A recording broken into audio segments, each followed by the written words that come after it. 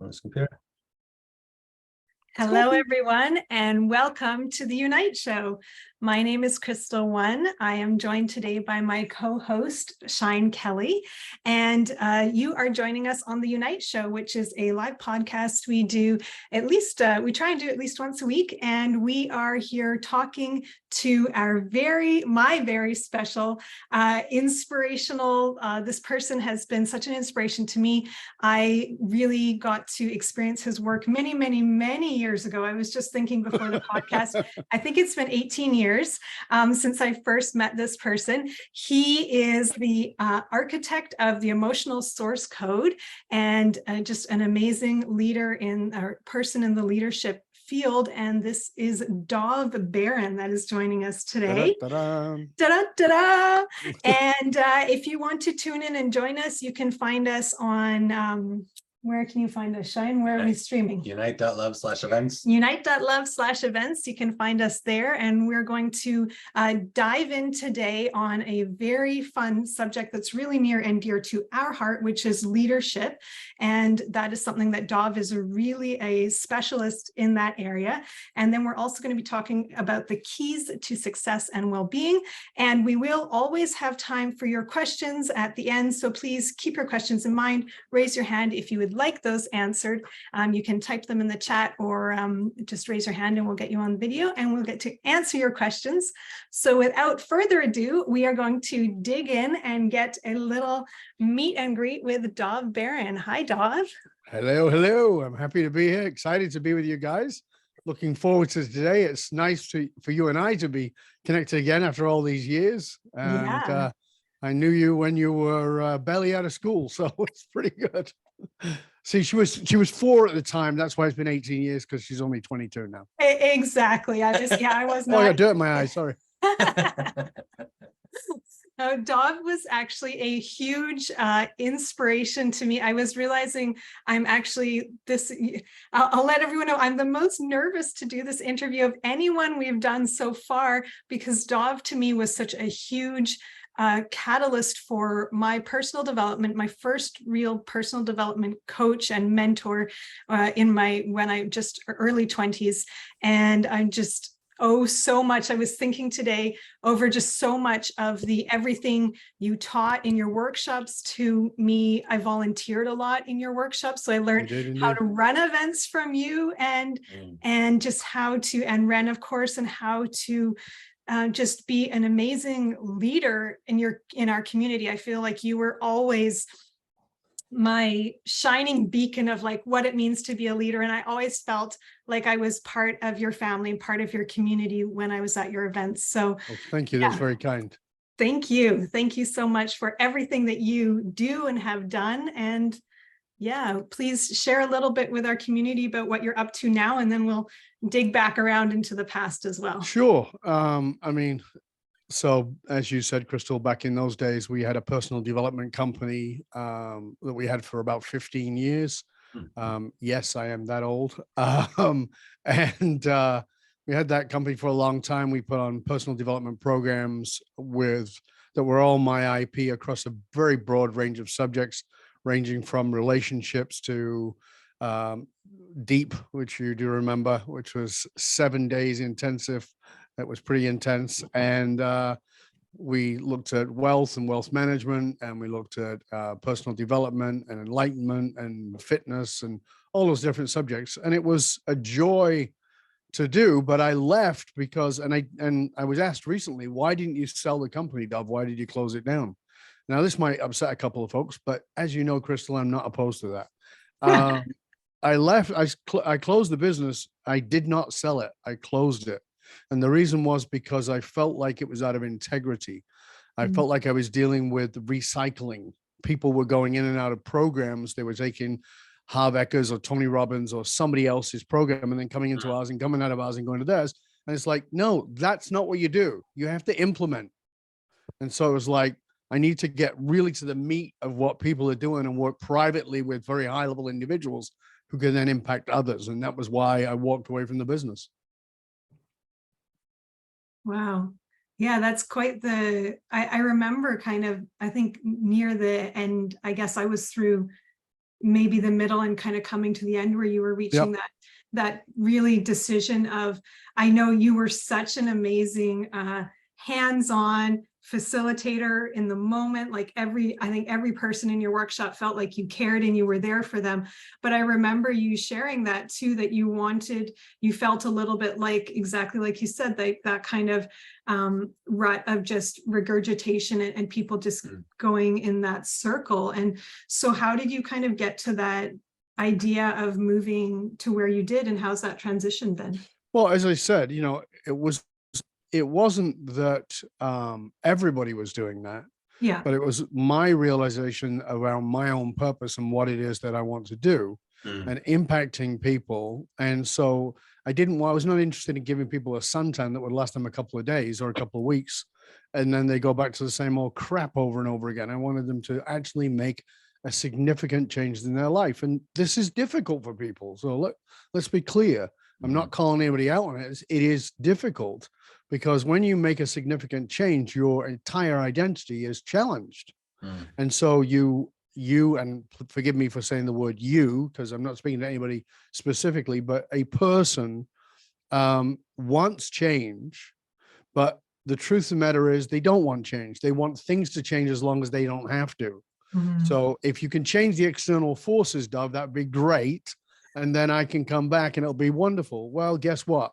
You are at the center of your own universe, and you are the common denominator of every relationship. If your relationships suck, you might want to look in the mirror. If your career and your finances or your health is sucking, look in the mirror. And people do.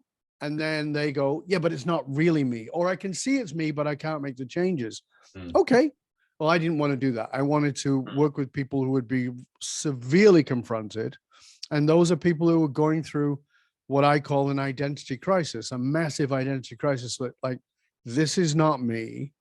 I've made $1 million. I've made $1 billion. I bought a boat. I bought a house. I bought a this or that or the other thing.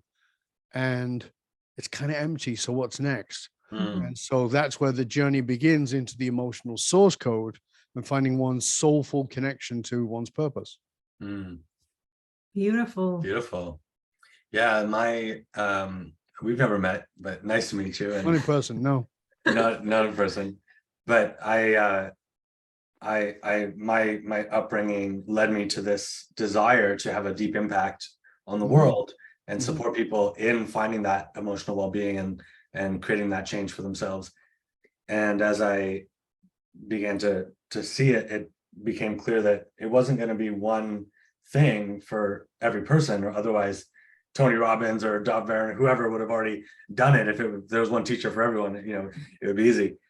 And so that's sort of where this idea for Unite began, was to create a space. It's kind of like a mix of Facebook meets Amazon, where all the different resources, whether it's a program or a product or a service or free content, could all be in one place, and people could tune in and with AI and whatnot, they'll be able to ask questions and get a sense of where someone's at, and then deliver kind of a step-by-step, either whether it's free or paid stuff to help that person find a little bit better feeling and connect to the right resources, whether that's a personal coach or a workshop or whatever. So, well, one of the things I talked about in my book, Fiercely Loyal, was I talked about that businesses of the future, and I said there that businesses of the future must create a community.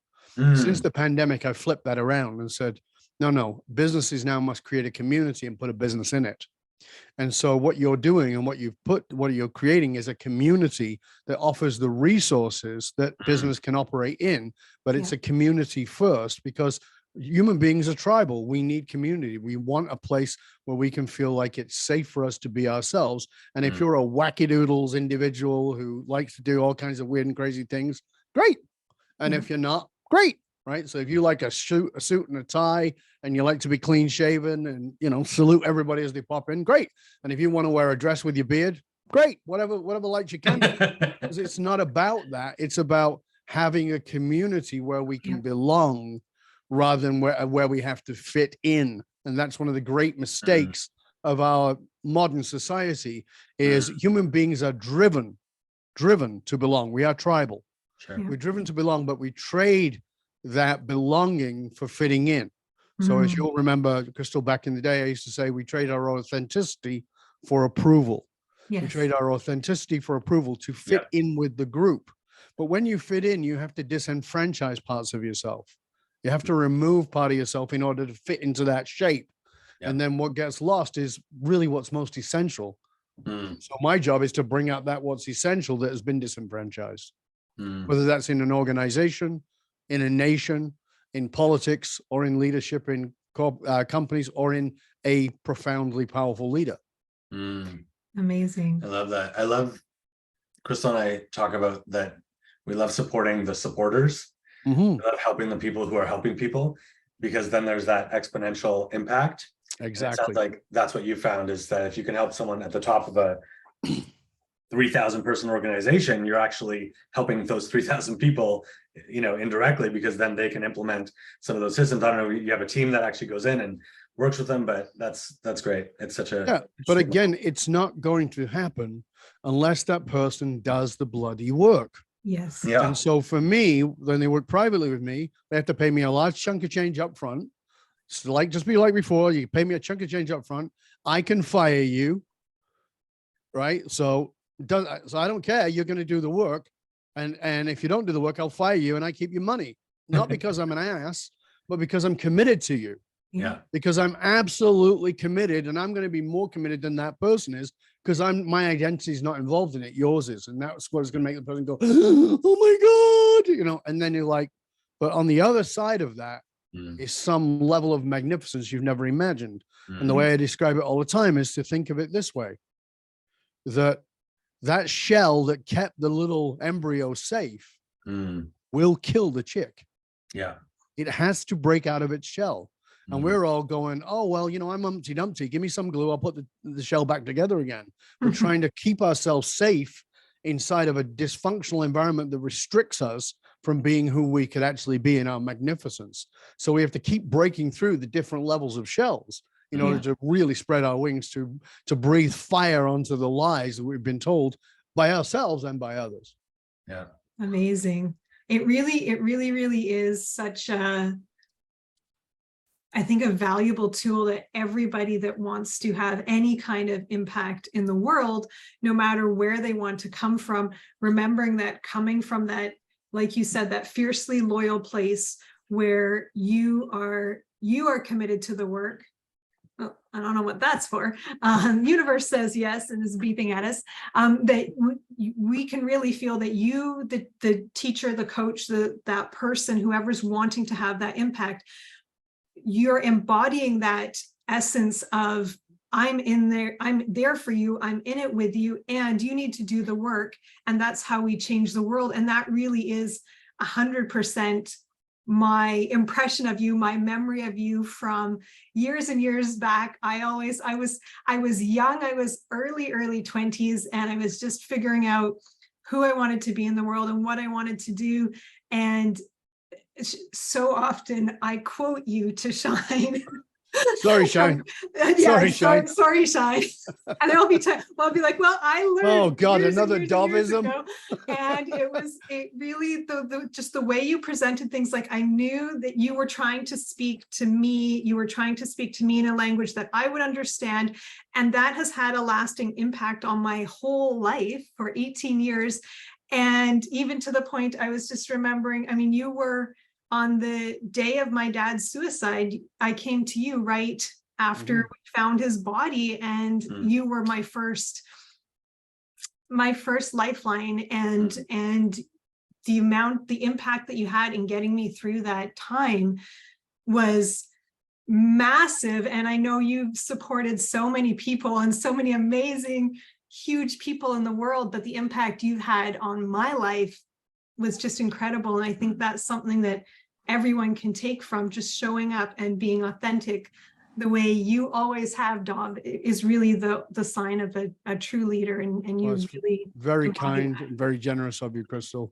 But the truth of the matter is, if we're, I have a very simple philosophy, and that is, if you're a coach or you're a therapist or you're a mentor, or you're whatever the hell you call your title, if you're not doing the work, get another job. Yeah. Get out. get another job. We don't need any more bullshit in the world, right? You have got to do the work. You can't transform others if you haven't transformed yourself. But I've done the work. I did this and I don't give a shit what you say you've done. It's what shows up in your life. How are you behaving? What are you doing in the world? If you're not behaving in that way that you're teaching, like Gandhi said, be the change you want to see. And unfortunately today, and I know, like I said, I don't mind, I'm going to get a couple of haters or more, is that there's too many people who are claiming the title of coach and have not done their bloody work. And I don't care if you've got a PhD, because I got PhDs I've kicked the ass of too, or if you've been a coach for 20 minutes, I don't care. It's irrelevant. What's relevant is, are you doing the work? Will you call yourself to task? Will you step up? Will you be willing to go? Will you go where you're asking your clients to go? I never asked any client in my entire career to do anything I wouldn't do, whether it was walking on broken glass, lying on a bed of nails, putting arrows in my throat, or weeping and crying and letting it all spill out, or standing there in all of the power and confronting the enemy, whatever that enemy might be. I never ask anybody to do what I'm not willing to do. And if you can't do that, get out of the job, do something else. That's okay. I'm not judging you. Get out, but don't fake it. Go do the work, because when you come back, you can have the impact you say you want to have. Yeah. The role modeling, that's the piece that you did so strongly and you continue to do in the world is walking the talk and showing up. And I think that's something that so many people, and I think it's kind of universal, people feel like, oh, maybe I didn't have the role models from childhood, or, so I can't step up and be what I want to be. And the truth of it is, like you said, you go find those role models and you find those people that are walking their talk, and then you become that, and you get to be one of those people that is really just showing up for yourself, and then, calling humanity. But what you said there, Kristall, is so really important. I want people to take pause and pay attention to that, because what you just said was that they, whoever they are, may not have had the role model. Yeah. And they may have had shitty role models. I did. Yeah. My dad was a narcissist. My mother was maybe not bipolar, but pretty damn close. She was nuts, and and I loved her, but she was nuts. And my dad was a narcissist and sociopathic and all kinds of problems. And I didn't have healthy people around me. I had a very abusive stepfather and abusive grandfather, and all those people. All right. And what's your excuse? Yeah. So the bottom line is, you have to find that fire in your belly to say, you know what? I didn't have it. And that's bullshit excuse. I am now responsible for going to find it. So as you know, I traveled the world to go and study with these great spiritual and psychological masters, to be with the best, to find out the best. And so, it's just me. I'm a weirdo. I'm a polymath. I study a really wide range of things, but I always want to find the best of the best who can help me with that area. And most people are too lazy. They want a quick fix, right? They want to read the book and go, oh, I read that book. And I'm like, oh, yeah, well, you should have started a fire with it, right? Like, it's great for fire, but not like, do it. Are you living it? Oh, yeah, I'm living it. Okay. Show me the last instance. So it's like, I have no problem with people being coaches and therapists and mentors if they walk the talk. And if they can't walk the talk, get another job, do something else. Even if you say, okay, I'm going to stop that for now. I'm going to continue to work at whatever, Whole Foods or whatever it is, but I'm going to dive in deeply. I'm going to go do the therapy. I'm going to do the workshops. And I'm going to not just go through the motions, but I'm going to do that work. And I'm going to do the deep self-inquiry on myself, so that when I'm reading a book, it's not just words, it's behavior. It's a change in my very identity that I can now serve the world with. That's what it takes. And I think we undermine that so much, so much. I know the work. So let's just give some people some insight here, Kristall. Again, I apologize, Shine, I don't know you in that way, but I watched Kristall go through my workshops. And, I'm kind of famous for these things.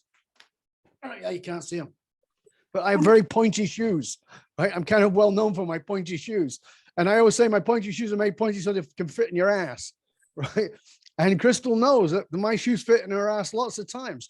And that's not out of meanness or cruelty. It's out of, listen, I love you. I care about you. Stop playing small. Yeah. Step into this magnificence that you can claim. And you went through that, Kristall. You went through that on your own. You went through that in a marriage. You went through that again on your own. You went through that with having children. You went through it on all kinds of levels to confront those demons that we've all got. Yeah, you had them from your mom and you had them from your dad and you had them from whoever you had them from, but we've all got them. Yeah. No, I got news for you. Nobody gets out of this alive and nobody gets through it unscathed. In the words, in the words of one of my great teachers, 97% of people grow up in a dysfunctional family, and the other 3% are fucking liars.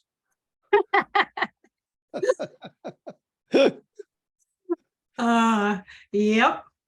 Yeah, we've all got it. Yeah. You can't fall back on that. You got to say, okay, that's it. That was the deck I was handed. Yeah. So now what am I going to do? Yeah. What am I going to do? Beautiful. It's a tough line. I know this, and it probably is much tougher than you usually hear on this program. But listen, I care deeply, and I'm caring enough to say, you have got to decide that you're worth fighting for. If you don't decide that, it doesn't matter what I say. It doesn't matter what Shine or Kristall or anybody in the community says. Yeah. If you've not made up your mind that you're worth fighting for, if you've not made up your mind that the people you have impact on are worth fighting for, then it's okay. Just don't pretend. Yeah. Be real. Go into a dark depression. Allow yourself to feel that darkness, because from that you will emerge. There's nothing wrong with depression. There's nothing wrong with going to those dark places, because oftentimes that's where we transform. In the words of Joseph Campbell, we need to step into the cave we fear the most in order to find the treasure we most require. That's where the treasure is in the dark places. It's not in the sunshine. Yep. What's been, with all of your experience working with lots of people in the public and then lots of professionals and high level people who own big companies and have made lots of money, what's been the consistent things that you found to be the most effective? If you could kind of give humanity your top tips on what to do, like what is the work in your words that in the simplest form, it's embrace identity crisis. The identity you have, the identity you've been walking around with, what you've believed you are, is a lie. Not because you're wrong or bad, but because in order to fit in society, you had to deny, repress parts of yourself, and that's okay. But the problem with it is that some of your gold, some of your real diamonds of who you are has gotten lost in this disenfranchised way of being. And so you need the identity crisis to crack that open, right? And so that's actually my clients. These are people who, these are people that other people look at and go, I want to be you when I grow up. And they're like, yeah, I'm smiling, doing all the thing, but it's like, there's something missing.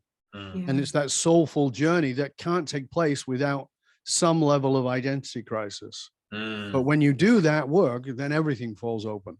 Then we get to the emotional source code. And you hear that so much, that the people who become really successful, who probably started with business as their main focus, and they haven't gone through a ton of personal growth, they hit the success, which is kind of what they thought was the goal, when they would be happy, and then they're not, and they're just like, oh, I have all this stuff, but I'm still the same, and my marriage is a mess, and my whatever, and nothing. It's like, oh, okay, this isn't what I want either. So that's part of the neoliberal doctrine is I'll be happy when. I'll be happy when I make $1 million. I'll be happy when I buy another house. I'll be happy when I buy the wife a new set of tits. I'll be happy when, when I get my penis extended. There's always something, right? But you think about it. I know it's funny, but you think about it. There's always something. There's going to be an external validation of my significance in the world. Well, my wife looks better than your wife, or my car's bigger than your car, well, my house is bigger, my husband's younger and hipper than yours, or who gives a shit, right? So my kids go to private school, who cares? Like, what's in your soul, right? So we live in this neoliberal promise that we're going to be happy when we get to the destination. And here's the destination. I'll tell you right now when the destination is. It's the day your heart stops beating. That's the destination. When you're done living, that's the destination. And, we can talk about the metaphysical understanding of what goes on afterwards, but the truth of the matter is it's all made up. We can all talk about, we had visions and, we spoke to a channel and, we took ayahuasca or, whatever. Sure, you can go to that. But the fact of the matter is the only evidence we have is you cease to exist when your heart stops. Now, in the form that you're in, I'll give you that, in the form that you're in. So if you're looking for the outcome, that's the outcome. And here's the news about the outcome. It can happen any moment. Yeah. And it can happen while you're watching this, you could drop dead. While you're watching this, a plane could crash through your roof and you'd be done. You don't know. None of us know. Yeah. Yeah. So are you going to live as you or as this facile, wimpy version of who you are? And please, I understand that takes courage. Yes. Because it means you will stand out and you'll feel like that whack-a-mole at the playground. It's, people are like, boom, you can't do that. You can't say that. Well, you can actually. I know, because I do it every day. Yeah. You can do it. And you can live a much more satisfying and soulfully fulfilling life and be deeply, deeply loving, deeply compassionate and caring, but not put up with bullshit. Those two things are not exclusive. Yes. They definitely come together. Love it. You're very TikTokable. I am? Okay, I didn't know that. This whole thing, there's going to be clips because I watched a bunch of your videos. Okay. You have these you just kind of go and emote. Beautiful, you'll have the music behind. It's awesome. Okay, good. Make sure you let me know where those are. It helps more people find it.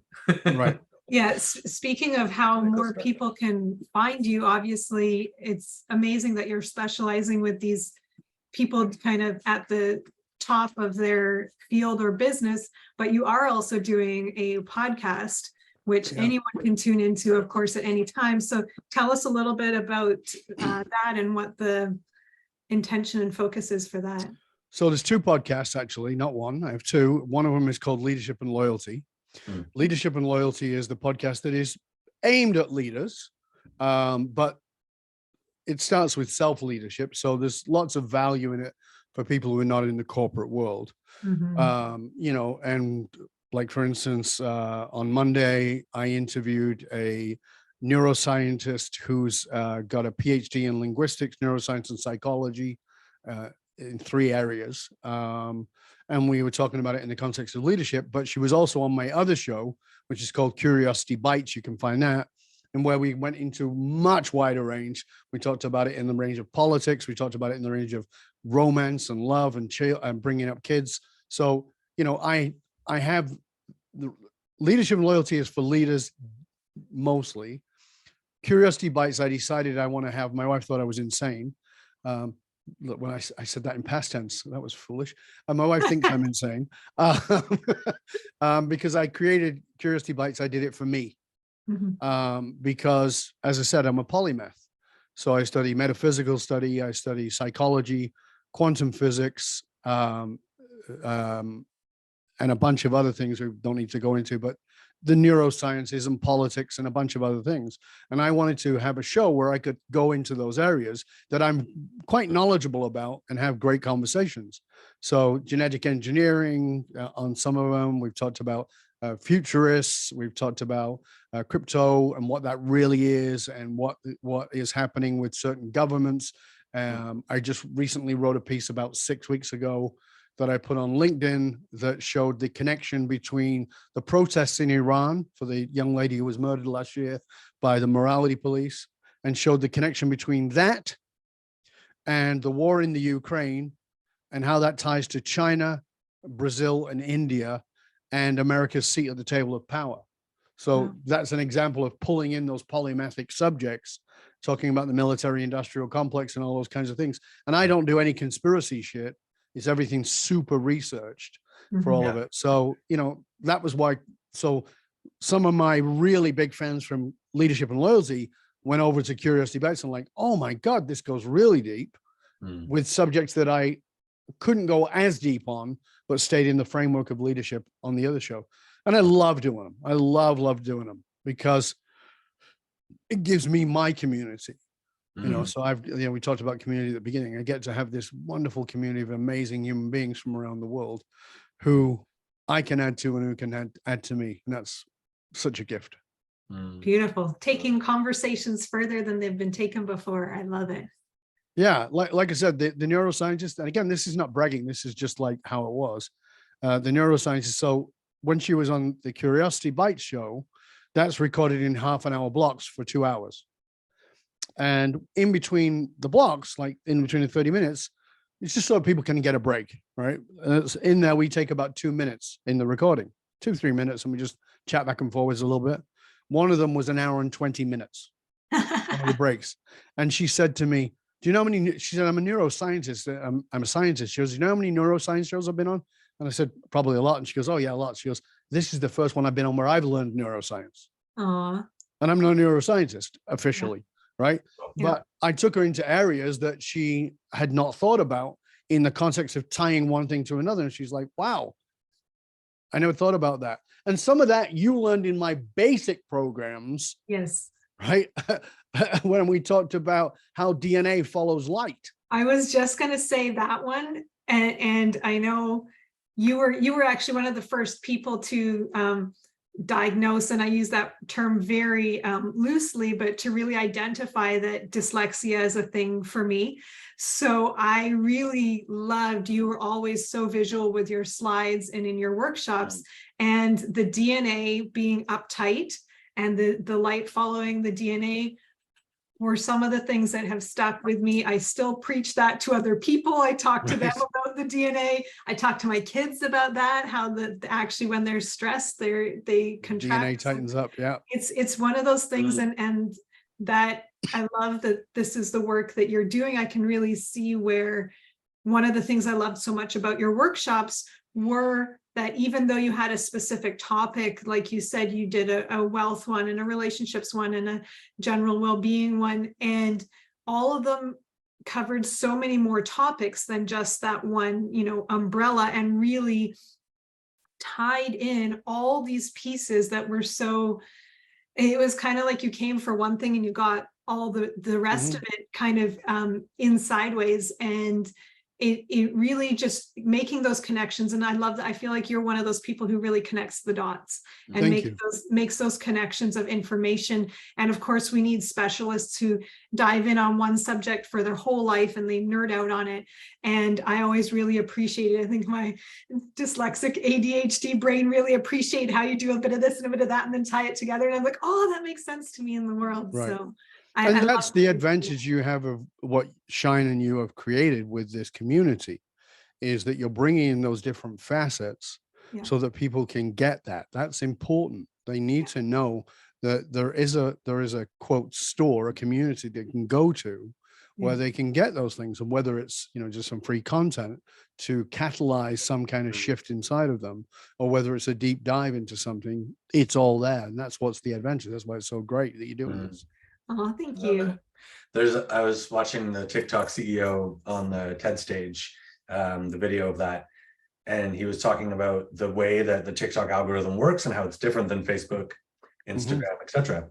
And what he said is the main way it works is they categorize the video using AI. It's like, oh, that's a horse, that's a this, whatever. They can kind of get a sense of it just with the AI of knowing what the video is about.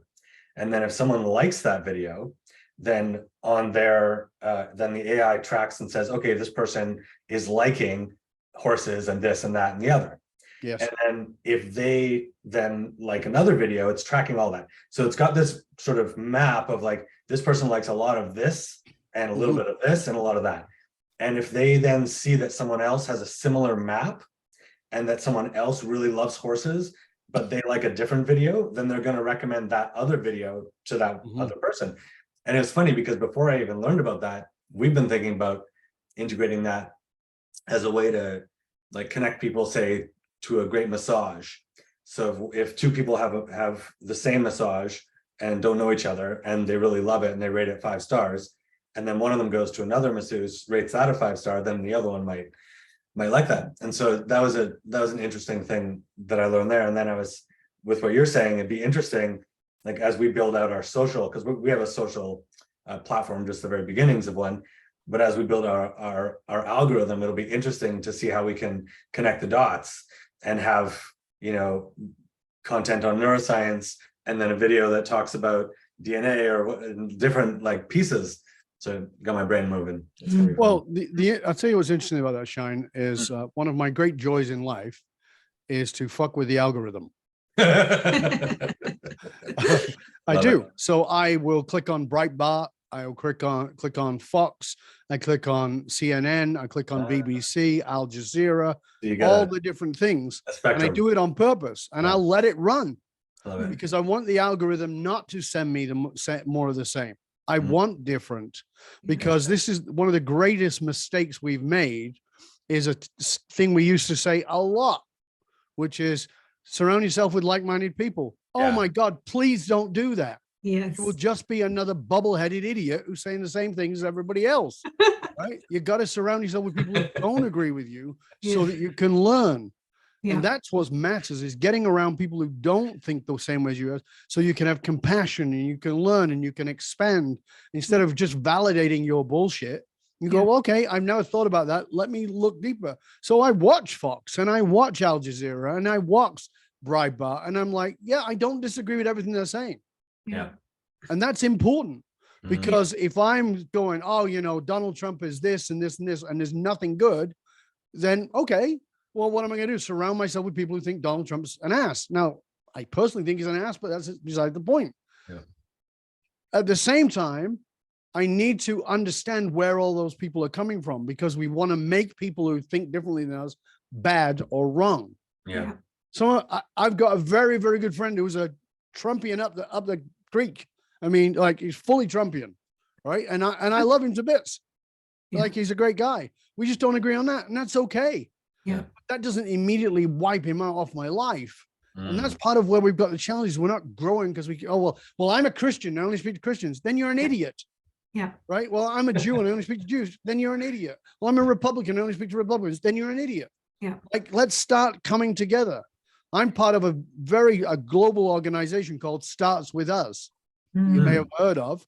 Yeah. And Starts With Us is about how we need to get away from this bipartisan mentality and that's all come together. It starts with us coming together and seeing what we've got in common. Yeah. Wow. What we've got in common. 78% of the people in the United States who were surveyed said they were sick of this bipartisan shit. 78%. Yeah. So Starts With Us sent 78 people dressed as Lincoln into Times Square. Oh, cool. And guess who they met?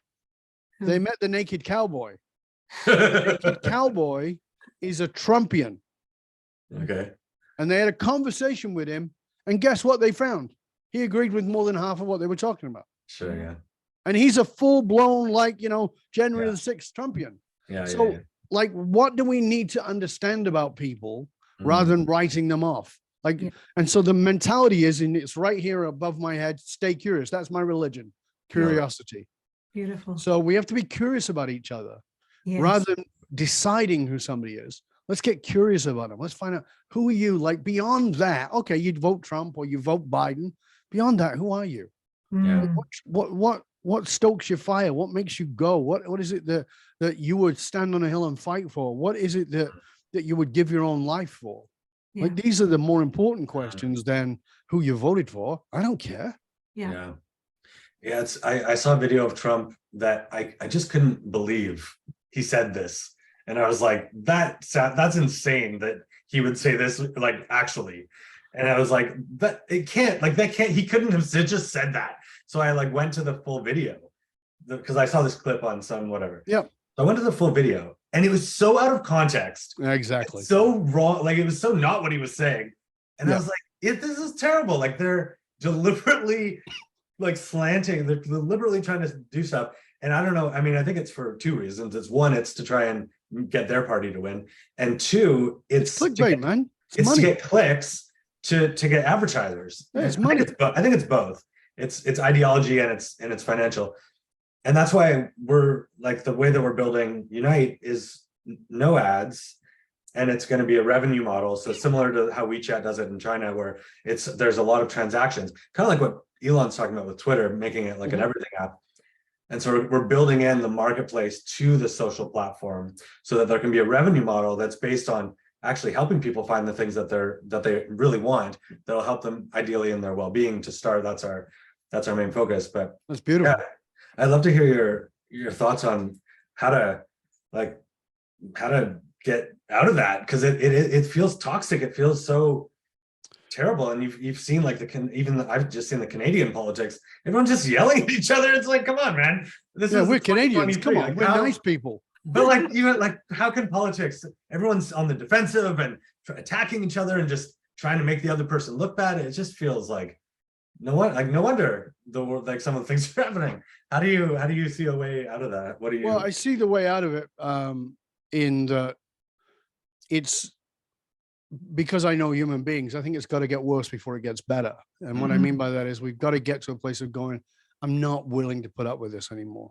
Yeah. People don't change until it becomes too painful to stay the same. I thought that's what Trump was, but apparently not. Well, and Trump was, and you still have to look at though that the behind Trump is still, the Fox machine was still running at that, and even they've now backed away. Yeah. But that bipartisanship is so massively profitable. It's like Starts With Us is never going to be as popular as Fox, right? Because it's not as clickable. And so we have to do things that make it clickable.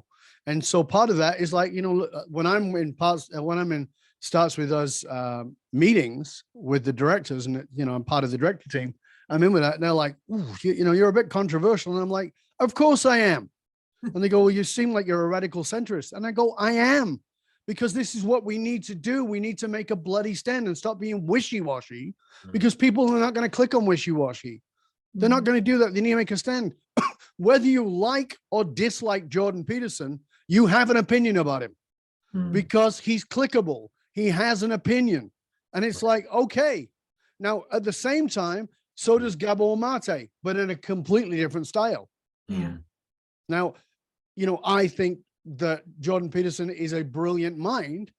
I love Gabor Mate. I can do both. And I'm good to do both. I don't have to choose one. Yeah. Both are clickable to me for different reasons. And I think that this is what we've got to get, is like understanding that it's not a one size fits all or a two size fits all. It's like the multiple, let's have people go to the banquet of knowledge, go to the banquet of wisdom, and take what they want and say, okay, I want some of this. I want spirituality, but I don't want religion. I want spirituality, but I don't want any woo-woo crap, right? I don't want any crystals up my bum or I don't want any of that, right? But I want spirituality, right? I want Christianity, but I don't want any evangelical craziness, right? I want Judaism, but I don't want any Hasidic stuff, whatever it is, or I want those things. That's fine. Yeah. But letting people have that banquet of saying, you don't have to fill up on one thing. You can choose what you like and what works for you. But our algorithm will encourage you to go taste the things you wouldn't have. And it's an analogy I use in the workshops when I'm working with corporate teams. And I say, I want you to put on a piece of paper one thing you have never tasted, but you've decided is disgusting. You've never tasted it. Yeah. So they put, sea urchin or something like that, right? Yeah. And I go, next 7 days, you have to go eat that. Wow. You have to go eat it. Yeah. And you have to go eat it, but you have to go eat it with an open mind. And they go, well, how do I do that? I go, you can't look at it. So first thing is blindfold yourself, because we taste a lot with our eyes, right? Wow. So just get somebody to blindfold you and taste it. So they got a blindfold. You're not going to just give you that. They're going to give you something else and something else. And somewhere in 5 things, they're going to give you one of those things. And each one of the things you put in your mouth, you're going to have to describe. And here's what we find. Some of the things they like, they don't like. They go, it's got a horrible consistency. That's avocado. You said you love avocado. Oh, is it? Yeah. Because we've got these pre-frames in our brain about food, but about everything. Yes. We've got a pre-frame of what Donald Trump tastes like. We've got a pre-frame of what Joe Biden tastes like. We've got a pre-frame of what Justin is like. But those are all pre-frames. They're not the truth. They're a sampling of something that we've decided based on my mom said, my dad said, the truck driver said, the politician said, the media said, nothing to do with my reality. Yes. That's why I said I love driving the algorithms mad, right? Because if your algorithm is designed to say, I know you like this and you like this and you like this, but we'd like you to try that, right? And we want you to try it. And if you go through that video that's 3 minutes and at the end of it, you don't find anything in it that you can agree with, you get to respond to us and say, I disagreed with every single point. Here's the 9 points and I disagreed with every, okay, cool. We won't send you more. But I agreed with 3 of the 9. Okay. Is it okay if we send you a little more of that on occasion? Yeah, sure. Because we want to broaden you. That's a better algorithm. Yes. Are you talking about something that you're building or just I'm talking about what I'm asking you to build. Okay, got it. I love it. I love it. Don't take it as instruction or anything. Yeah, right. I love it. No, that's really such a so helpful. I've got all the ideas worrying. It started when you were saying about segregation, of course, and being just with the people who are like us. And I feel like it starts in school with segregating by age. And you're saying these are your peers that you are going to spend most of your time with and learn most of what you learn. And they are exactly, if not worse off than you are. So the only way for you to feel community, like we talked about, that all of us humans want community, the only way to feel that is either be the leader of that pack, which is this challenging place to be in. There can only be a few leaders, or you conform. And that's it. And your role models are normally the ones that are having the hardest time at home, the worst, they're acting out the most because they're whatever's going on. And everyone else either has to conform and follow or feels like a complete weirdo on the side and doesn't belong. And I feel like that's a big part of where a lot of this kind of starts, of needing to be around people like ourselves. And then I found, not going to school myself, and Cara and I, when we were young, Dov knows my kid's dad and met us both when we were very young, first got together. And I always felt like I wanted community. And because I feel like I didn't go to school and I didn't work a 9-to-5 job, that's where everyone met their friends. And that was the only way that there was community. So we worked really hard. That's part of why I volunteered with you. I loved supporting you. And it was like an opportunity for me to have a community and to connect with people. And I was almost always the youngest volunteer, almost very different than most of the other people. And I felt community because we were all there, common shared values. To serve. Everybody was there at every level to serve. And that's what it's about. And we were just showing up together. And I feel like that, for me, all those people and you became such role models. And when we're really looking at this, who are the role models that we started with in school, and then now surround ourselves with, if it's just the people in your work or the people. And I remember you really kind of stressing that for all of us to really check in on who are we surrounding ourselves with. And then the other piece that I always, still when I go out to a party, especially when I'm feeling a little heavy and not really feeling super social, I remember you saying, maybe I'll meet my next best friend there. And Very good. I'm glad you remembered that. That for me was because there's times when I'm like, fuck, like I really just, and then I'm like, but being open to the possibility, and I'll go in and, this isn't really my crowd, or these aren't really my people. And I remember what you said about being open to the possibility of something new. And I think that piece, when so many of us are carrying pain around like a mantle, like you said, excuses, I didn't have role models, I had a shitty upbringing, whatever the story is, when we're carrying those excuses, it's really hard to be open to possibilities, because you feel like you've got your algorithm pre-organized, it's all preset. And I love that. And we know that we can have these spiritual emergencies, these mental breakdowns, these big things to break down, to break through. And I feel like it's also, we don't have to wait for those like car accidents or cancer, we can decide I'm going to do the work before that even happens. And that's the piece that I keep getting and keep up leveling, and I don't need to go all the way. I can, the first sign of a headache, I can stop and check in on my body instead of waiting till I get sick or break my toe like I did last year. And I can check in and like, what's the relationship I'm having with my body and with my preset algorithm for what is acceptable, what has worked, because I've never broken anything in my life. I've never had any body challenges up until I'm almost 39 years old. I've never broken anything. I've like, so what algorithm am I running that this is coming up? And I feel like that's the piece that we're so excited with Unite. And I'm so grateful with the work that you're doing in the world, that yes, we all know that we can have that big crash and we can grow through that. And we get to decide how big we want that crash to be, and if we even want to crash or if we want to grow before that. Well, yeah, I mean, you remember from the workshops, I fell off a mountain, for those who don't know. In 1990, I fell 120 feet while free climbing.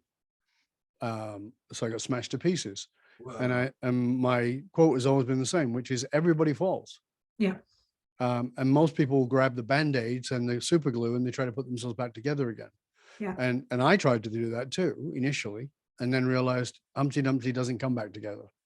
It's not supposed to come back together. You're supposed to spill. You're supposed to discover who you are inside of that shell. And then I would say to people, and you don't literally have to fall off a mountain. You can have a divorce or a bankruptcy or the loss of a loved one or diagnoses or whatever it might be, or you can twist your ankle. Yeah. It's completely up to you. Yeah. You can pay attention, but most of us don't pay attention. So again, my language, the soul whispers to us. Yeah. And it whispers a lot. And if we ignore it, eventually it will speak to us. Yeah. And if we don't listen, it'll shout at us. And if we don't listen when it shouts at us, it'll throw us off a mountain. Yeah. For those of us who are slow learners, not thinking about anybody in particular. Right. Yeah. By the way, Shine, I know you're looking in disbelief at the fall. That was my fourth fall. Wasn't my first, it was my fourth.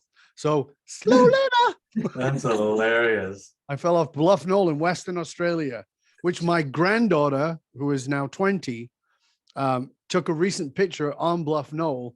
And when you're on the top of Bluff Knoll, it looks like you're standing in the clouds. Wow. It's a gorgeous photograph. And it's exactly where I fell. Wow. That was the first of four. Full circle. That's really, I had a conversation recently with exactly somebody who was really good. What was that word you used for not challenging my beliefs? They were not in my algorithm at all. And they were really coming at me with their opinions, which were very contrary to my own. And they were really saying very anti that humans need pain to grow. And they're saying that's an old, very archaic thought process, and until we let go of that practice, we are never going to be able to evolve or grow. And I was kind of really coming at him from the perspective of, sure, but I think we come here for contrast. We want that ride. And if we just wanted the happy enlightenment piece, we would have stayed non-physical, because I believe that's what it is. And here is for the ride and the contrast and the growth and the creation and the exploration. And it was a really funny conversation, because he was 100% one of those people that he would have checked, I disagree with every statement on this conversation, and nothing I said would get through to him. But what I enjoyed about it was the reflection of helping me feel even stronger in my feelings on that subject. And I think that's something, like you were saying, if we're all whitewashed in the same box, in the same religion, in the same community, in the same culture, we're never really fighting for our beliefs. We're never really getting them solid in ourselves, because we have nothing challenging them. And I think you need to have them challenged, but you need to go further. I'm going to push back a little bit on you, Kristall, if that's okay. And then when that guy was coming at you, you needed to ask yourself, where is he right? And how can I show him that I can see he's right? Because he is right. Human beings are driven by pain. Yeah. This is a fact. It's biological. It's at a neurological level. It's a biological level. We are driven by pain. Yeah. And because looking at it from a spiritual point of view, yes, that we need this contrast. Yeah. Yes. And the pain is a great barometer for change. Yes. So you're both absolutely right. Yes. Nobody's absolutely wrong. It No, doesn't no. exist. And I wasn't, that's what we all need to do, is I to look at wasn't where is the middle ground. So I can get 100%. embedded in mine, but with this open, curious perspective of yours too. Yeah, exactly. That was really where I was coming from, is I agreed with him on that point. The point I was disagreeing on him was that he said we have to basically come at it. We have to, anytime we try and grow from our pain, we're wrong. And that was the piece. And that was the piece where I was like, oh, okay, you go do you, and I'll see you in a few years and see how you feel about that. Absolutely.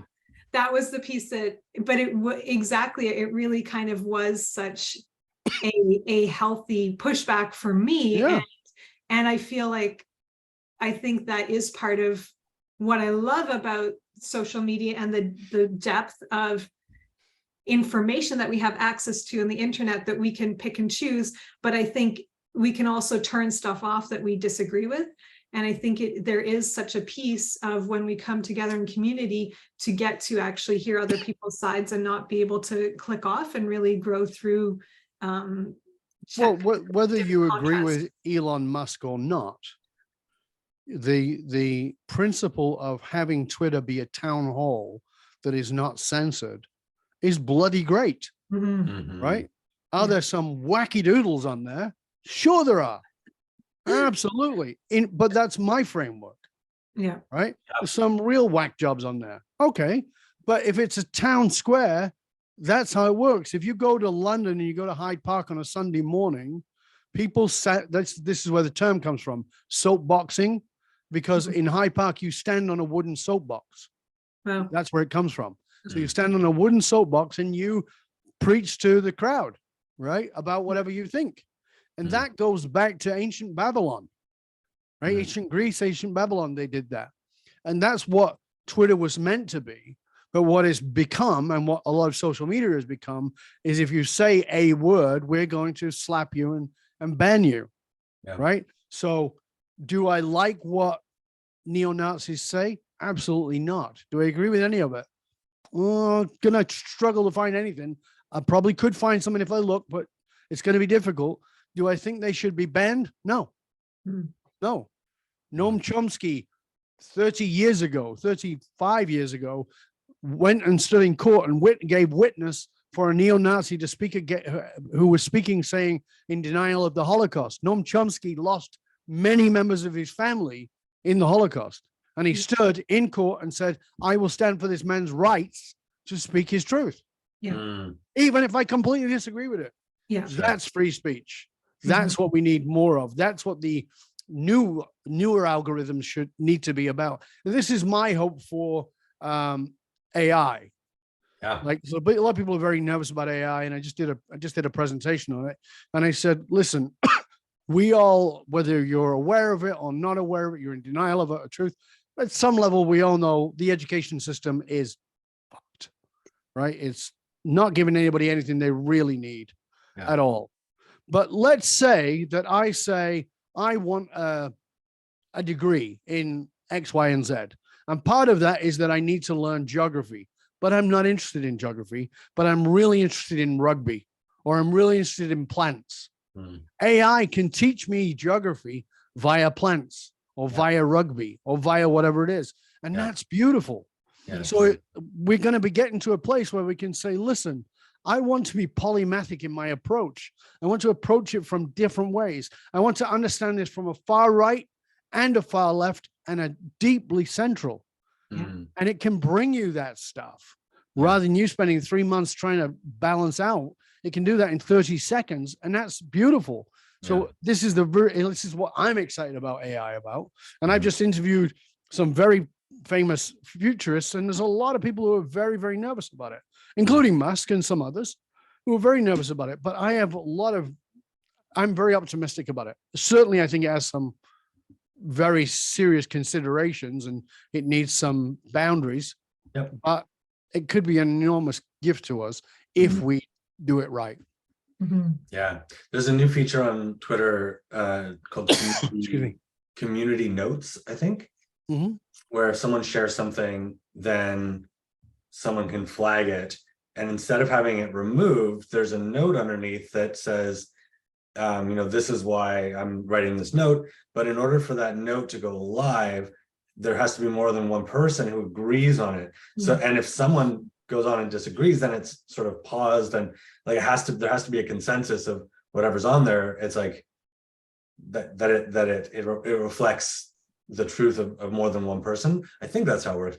And I can see AI eventually coming into that, and go, if a video of Trump goes on of him saying something crazy, then the AI could actually read, the full video and say, this context is incorrect because this and this. Here's the full video. Here's what it was really saying, and to sort of lower that reach of that video automatically because it's not accurately reflecting what he was trying to say.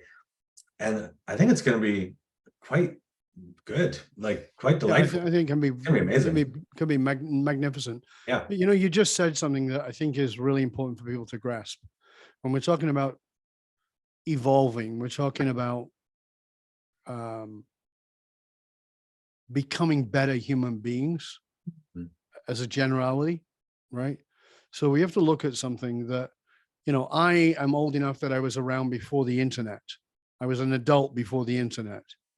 And so I remember when the internet came out, and I remember being around a lot of my friends who are now gone on to be very, very wealthy people in the internet world. Okay. They got on it. I didn't. Okay. Yeah. And the chant was content is king. Content is king. You probably even heard it, even though you're much younger than me. Content is king. Content is not king. Content is now ubiquitous. It's everywhere. Yeah.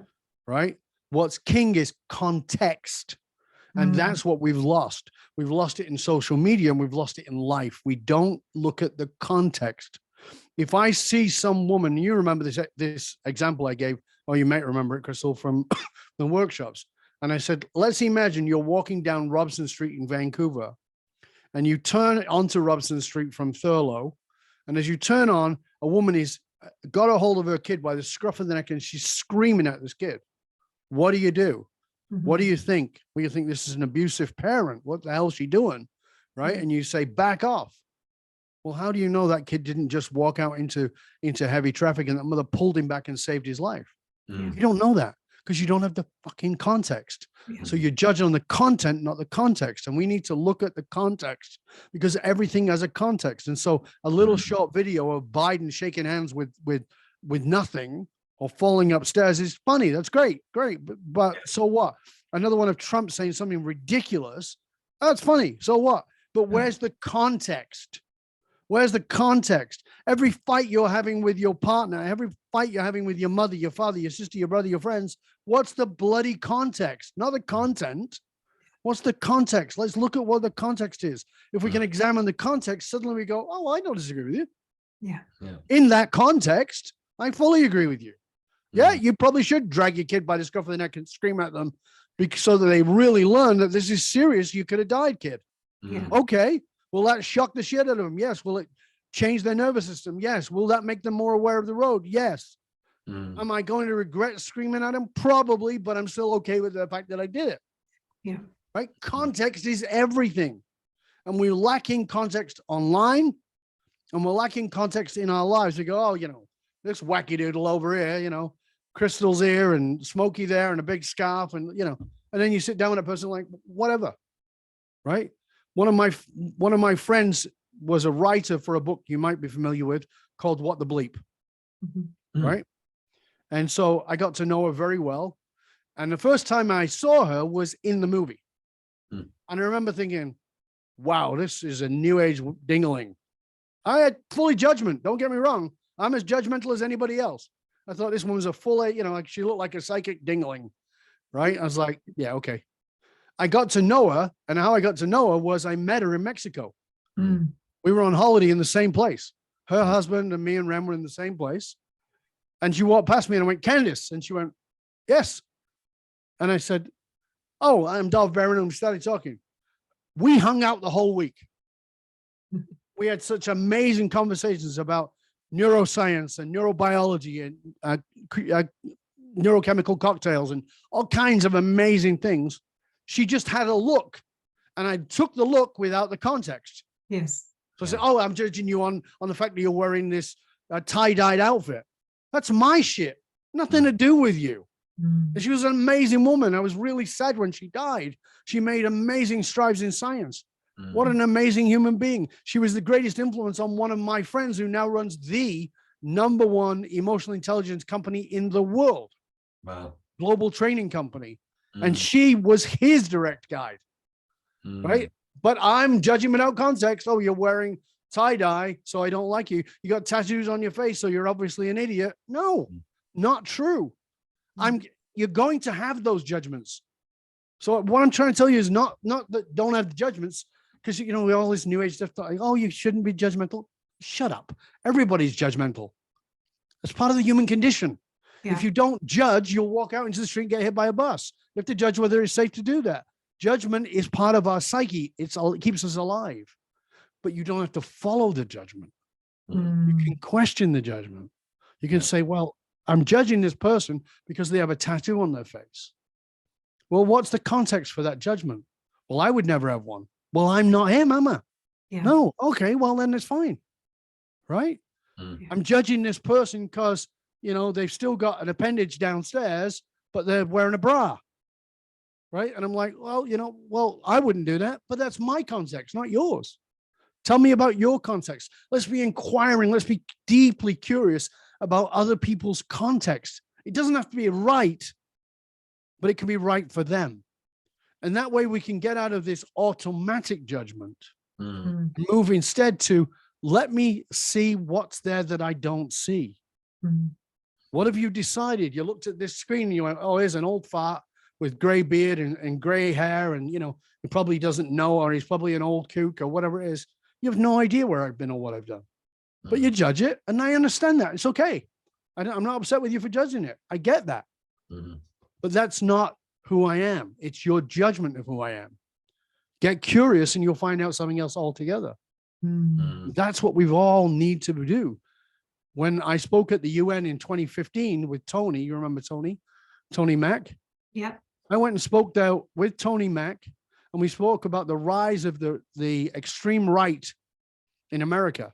And we were invited there because Tony Mack was the head of WAR, white Aryan race. He was a neo-Nazi. Wow. Who credits me with de-radicalizing him. I'm a Jew by birth. And when he sat in my office and he was swallowing golf balls, having an awful time trying to tell me why he was there, and eventually he told me, and he's looking down at the carpet in shame, and as he's telling me, and he looks up and I'm smiling, and he goes, he's mad. Like, what are you smiling at? What are you laughing at? And I said, you do know I'm a Jew, right? And he goes, oh, fucking irony. Because there's a context there.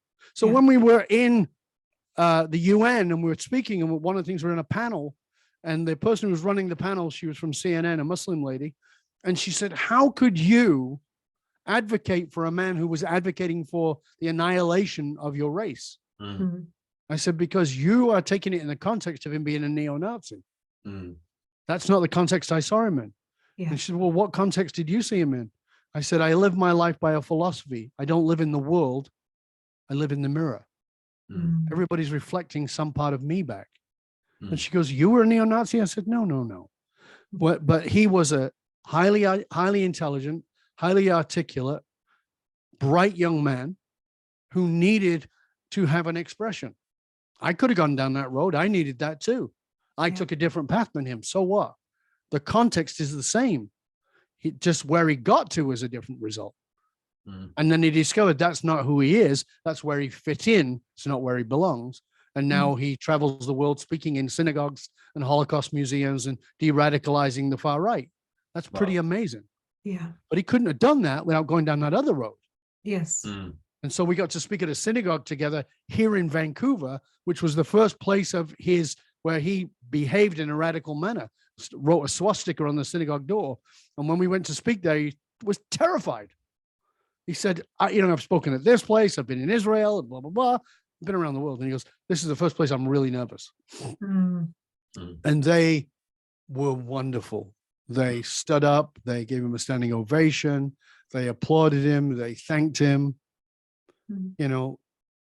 How amazing, because they understood the behavior was not the person. Yeah. That's not the context of the soul. That's the context of the conditioning. I was just talking to someone today about just all the amazing things in religions. There's so much like beautiful wisdom and words, so much beautiful community. There's so much that's just so good. I was like, why? Like, it's just crazy. Like it adds so much to people's lives. And I've never been religious, but I went to a church in a small town that I was staying in for a bit, and it was a friend. It was a community. It was where I met people. It was musical. There was so many nice things, and yeah. But again, we look at religion through a filter. Sure. Right. And we're barking religious stuff out at people through a filter, but most people have never studied it. I can outquote almost any Christian with the Bible because I studied it. I studied Gnostic and Coptic Christianity. I can quote Old Testament too because I studied Kabbalah and with the Jews. Okay, so what? That's like quoting to me some shit from Eckhart Tolle or whatever, and nothing against Eckhart Tolle, but just you're quoting something. You have no context inside of your own soul for this thing. Are you doing the thing? So what happens is the religions are beautiful. I studied Gnostic and Coptic Christianity, Kabbalah, Vedanta, which is Hindu philosophy, Buddhism, the Tao, and a bunch of New Age religions. Studied all those, lived with monks, lived with rabbis, lived with priests, did all those things. In my 20s, I did all that from my late teens to my 20s, was in all of that. And what I can tell you is every one of those religions is beautiful in their philosophy. Yes. And terrible in their application. Because it's a bunch of rules and everybody else has got to be wrong. No. Let's go back.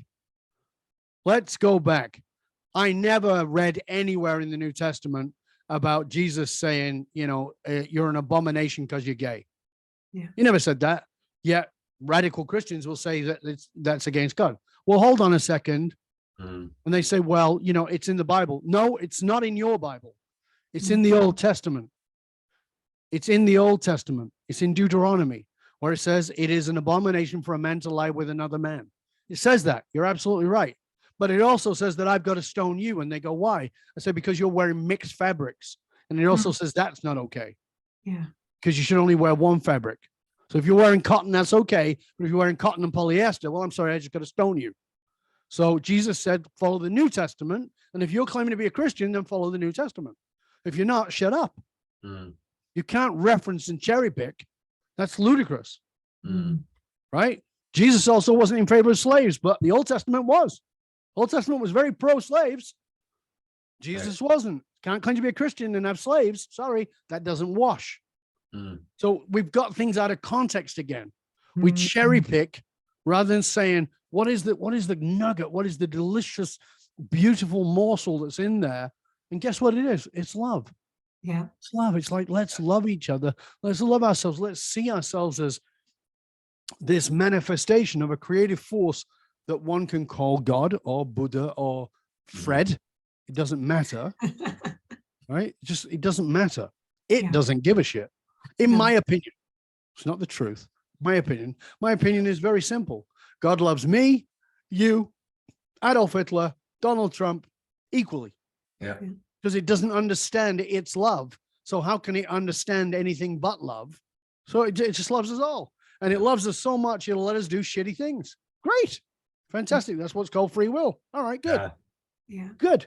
And you can have that experience and you can validate it and you can go along with it. And maybe you get to evaluate it when you're no longer with your heart beating and you get to look back and go, I did a shitty job or I did a great job. And maybe you just worm food.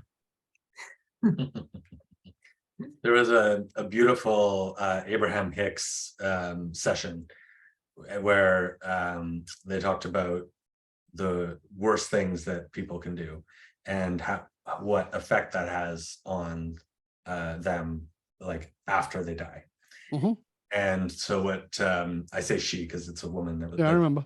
that's channeling, but what Mhm. they said is that there's a lot of people who commit crazy crimes like rape, murder, whatever, and die, and then are reborn and are actually a lot of the people that people look up to, because in the afterlife, the momentum and the desire to then do good, to not make up for it, but to like, they're like, oh, that was really bad. What is it like? I want to do really good, and that it can actually be it can be like an accelerant to someone's soul path, and actually allow them to come in to a very specific body with a specific set of circumstances that are conducive to creating a big impact, to having a big. And I thought that was really interesting. And it, after watching that whole session, it was like a day, hour and a half, 2 hour session. It really set the, because I was working out like Hitler, okay, how, child molesters and rapists and killers, and like how do you rectify, like how do you like make sense of that and be okay with that? And it was really great. It was just saying that it's all emotional scale, and that if someone's in despair and powerlessness, then revenge or anger or acts of violence feel better. That's why they do it. It's better not to take action if you can go up the emotional scale, to actually feel better, but without taking action, that's much better. Well, the thing I would just like to say to that is, first of all, none of us actually know what happens after we're dead, because nobody's. I've been there 5 times. I died 5 times, and I can't verify anything you just said. So, really, you died? Yeah, 5 times. No, 5 times. Yeah, it's wild. So, but I'm not. At the same time, I can't dismiss it either. Yeah, of course. Because nobody actually knows, and Yeah. anybody who says they know is bullshit. Sorry, that's my opinion. Sure. We don't actually know. Yeah. Right. But here's what I know: we're all looking to feel better. Yeah. I just want you to get that for a minute. As you watch this or listen to this, I want you to remember the person in front of you who is being an ass or who did horrible things is simply trying to feel better. About what? I don't know. You probably don't know. In fact, they may not know. But they're trying to feel better. Everybody's trying to ease their pain. And some of them are doing it at church. And some of them are doing it in molestation. And some of them are doing it in violence. And some of them are doing it in heroin. And some of them are doing it by being workaholic. There's all kinds of ways that we try to ease our pain. And until we confront that pain, we will keep behaving in ways that try to ease the pain. It doesn't work. Well, it's not true. It does work, but in the short term. It doesn't work in the long term. Yes. And if I can look at people from that level, rather than, oh, well, when they die, they're going to come back and be a good person. No, I'm not waiting around for that. Sorry. I'm not waiting for Donald Trump to come back and be Mother Teresa. No, I can see the behavior, but I can also understand that this is a man who is in enormous amounts of pain that he doesn't know he's in. It's beyond his consciousness. I can see it in his emotional source code. I've laid out his emotional source code. I laid out the emotional source code of Vladimir Putin. I wrote it as a report and made it available to the world. It's on my website. Go to dovbaron.com, a red pop-up will come, put your email in, and you can have the report on Vladimir Putin's emotional source code. And you get to see, yes, these behaviors are horrible, but let's give it the context of his emotional source code. And you go, oh, okay, now I get it. Instead of everybody in black or white, it's like, no, everybody's in pain. That person who's always nice to you and always sweet and always kind, they're in pain. They're hiding that pain by being sweet, nice, and kind, rather than telling the truth, which is the most painful thing to do, but it's the only thing that sets you free. And the truth is not my opinion, right? The truth is not my opinion. It's not right or wrong. The truth is what makes my soul sing. That's my truth. It makes my soul sing, and it allows me to have a positive ripple on the world, and it allows me to hear your position even when it's completely against mine. Love that. That's really something to I talk to my kids about this, and we talk about Trump quite a bit, actually, because their dad has some opinions about him and I have some other opinions about him, and the way to put that into context for them. And I've really learned how much kids, they want to understand, and they want to kind of understand why people are doing certain things that they're doing. And I talk about how nobody is doing things. I don't believe anybody who's doing anything that we consider quote unquote wrong or bad is doing them because they think they're wrong or bad. I firmly believe that Trump thinks he's doing an amazing job and doing the best job ever. And he probably has down days and rough days too. But everyone, if we didn't believe we were doing the best we could and the right thing in the end, we wouldn't. It's a lot of work to do anything. So I think there has to be that, and that comes back to that context piece of what needs to be true for them to do these things. And I feel like that's something that you used to talk about a lot. For me to believe that, what needs to be true, and what needs to be true for that to be true. And I remember you saying that over and over whenever we would dig down and get to like, oh, I'm not lovable. And you would say, well, what needs to be true? Well, nobody loves me. And what needs to be true for that? Well, I couldn't have family and friends and people that show. Okay, so they do show up. So I guess that can't be true. So that I really love the way you would do that and walk us through that.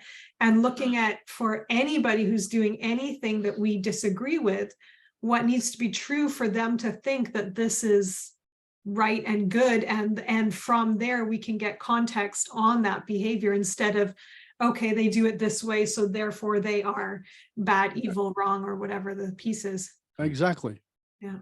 And it's just like a nice centered place to land is to simply say, everybody's in pain, everybody's trying to feel better. Yeah. Don't care who you are, and the degrees might be different, of course. Yeah. Everybody's in pain and they're trying to feel better. And how are they trying to feel better? And so when I look at that guy who's beating the snot out of somebody else at a bus stop, as it comes up on my Twitter feed, I'm like, oh, Jesus, that's pretty hard to watch. Yeah. And the compassionate side of me can go, wow, that guy, like, can't imagine the level of pain, because I can remember feeling incredibly violent in my teens because of the violence that I'd been exposed to, because of the violence I'd suffered. And wanting, even though it wasn't part of me, wanting to be violent, even though it was like I was not going to be good at it and I was probably going to end up more hurt, but it was like I just needed to feel better. Right. And so we're trying to do what makes us feel better. And the problem with that is that sometimes that means that we're trying to feel better so we don't express. Yes. So we repress and deny ourselves because we're trying to feel better, but it doesn't work. No more than punching somebody in the head, which seems to be the polar opposite. It's the same thing. As you remember, Kristall, heads and tails are the same coin. Yeah. Just because it looks like the opposite doesn't mean it is the opposite. It's exactly the same. Yeah. It's exactly the same. I get, we talked about Trump earlier. So I did a profile on Trump, again, his emotional source code. And I said, so your foolish argument is that you're arguing that racists voted for Donald Trump. That's not true. And this was in a political platform. And they said, well, it certainly seems that way. I said, yes, it does seem that way.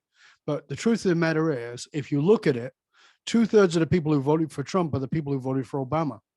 So how can they have voted for an articulate Black man who was highly educated and vote for a racist who you say is a racist and a bigot and, a misogynist and an ignorant man? How is that possible? Clearly, it's not about those things, is it?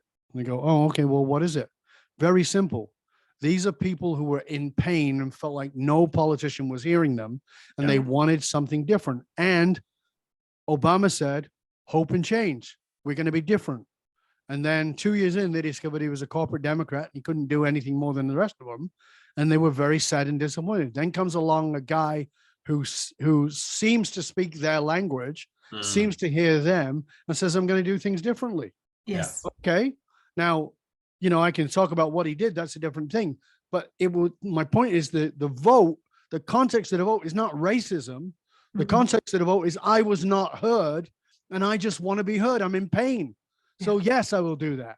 I will stand on January 6th and go to the Capitol because I'm not heard. I don't matter. I'm going to show that I matter because every human being needs significance. That's all it is. And then we suddenly get there. It's like, oh, okay, now I understand. Yeah. Rather than judging everybody, it's like, okay, I get it. Because if we go to January 6th and we go to the Capitol on that day and we interview people, yeah, there's going to be some nutters there. But I guarantee you there's some nutters in your New Age church. There's some nutters in your football game. There's some nutters in any group you get together as a group of people. There's going to be some nutters. Sure. And we can only focus on the nutters. Everybody there a nutcase? No.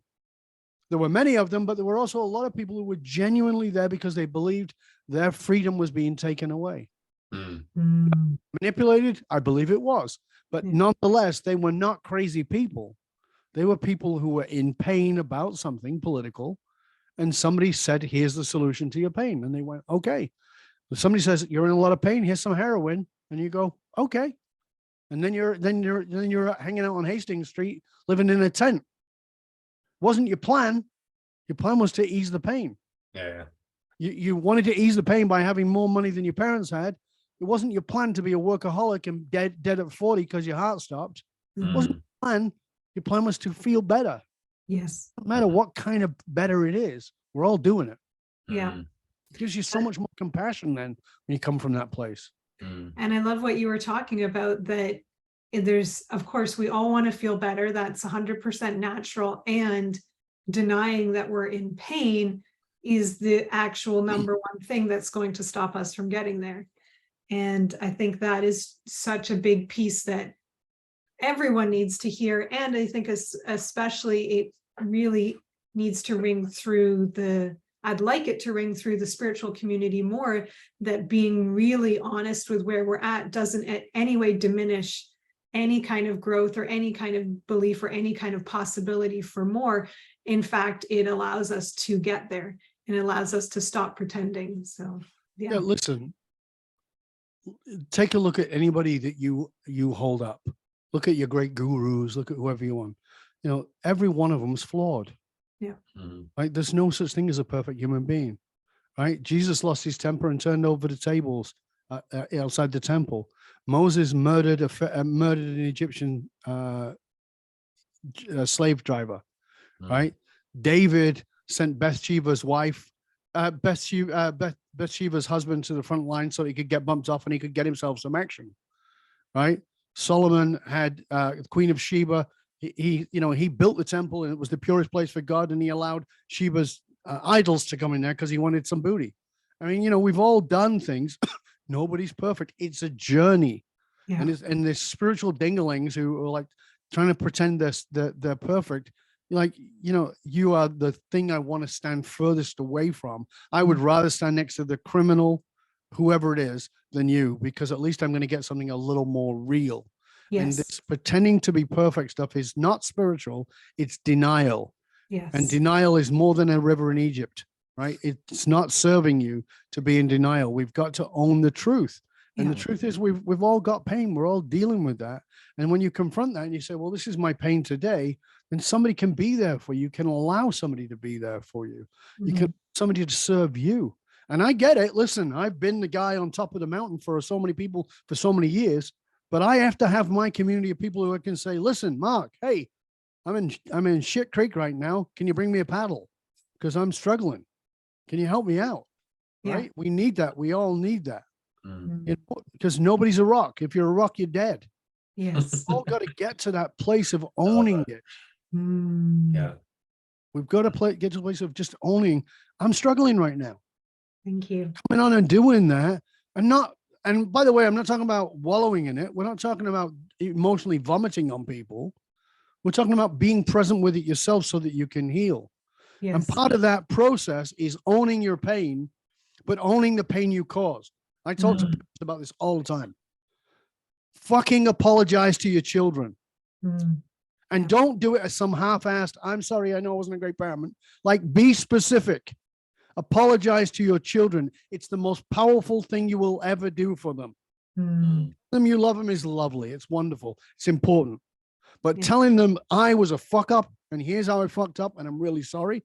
and I wish I'd have done better, and I'm trying to do better now, is a brand new model that allows them to grow up and have children and learn to apologize to their children when they make a mistake. So their kids go, oh, I don't have to be perfect. No, you're still lovable.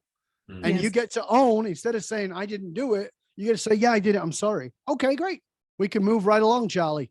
We can move right along, Susan. That's great. As opposed to, no, you didn't. Now I've got to torture you to get the truth out of you. And you now learn that telling the truth is painful. Yeah. Well, let's just get to the truth is good.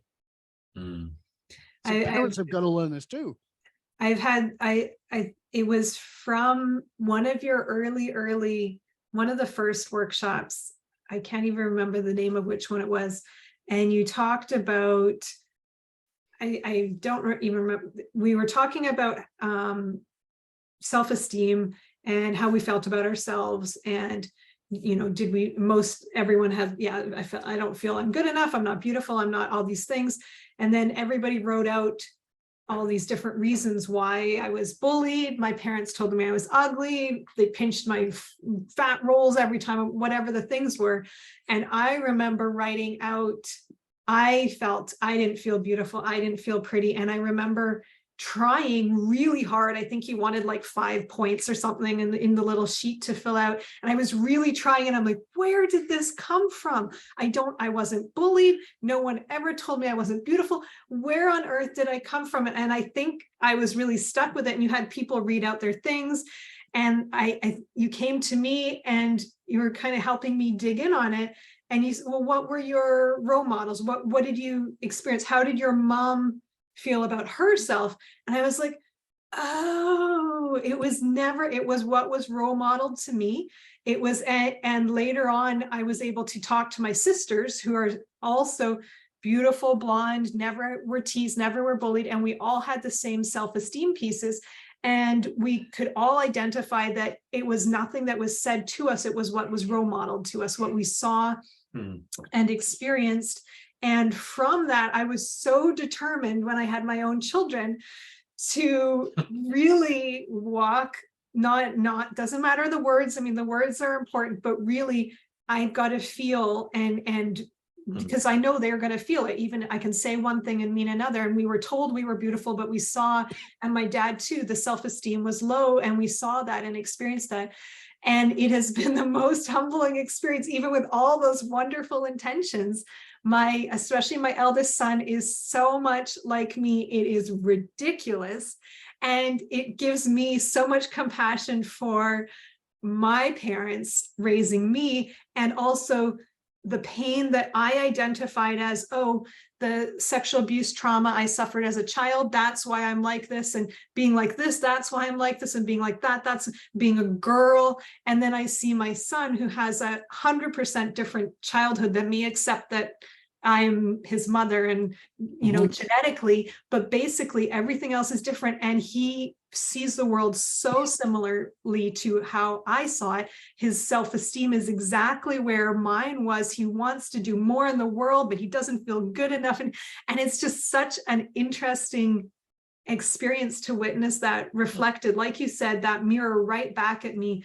Give myself compassion for, yes, those things happened to me and they shaped me. And I also came in with that personality that my son is experiencing, and getting to raise him and nurture him and support him in so many ways, exactly like you said, just like, I'm sorry, I don't know where this came from. I'm doing my best. And to see him discovering his own path through that and getting his own clarity and his own pieces is just, it's such a wonderful eye-opening experience. But it's really shown me how much walking the talk and actually being embodied in what I'm trying to say, and not just the words. And I got that from you, and I'm very grateful for that. Well, one of the things I said is that, and we did this during the parenting program, we still do it during our private parenting program, is that it's important that your children know they're loved, of course. Yes. Right? Of course, that goes without saying. But what's far more important is that your children grow up in a loving environment. And people go, what do you mean? Well, if you are incredibly loving to your kids, and your partners are incredibly loving to your kids, but you're shitty to your partner and your partner's shitty to you, your kids don't grow up in a loving environment. Yeah. And what they learn is that love exists while you're a child and it doesn't exist while you're an adult. So you go, well, how come I was so loving to my kids and my husband was really loving to my kids and my wife was really loving to my kids and my kids have got such shitty self-worth? That's why they grew up in a loveless environment.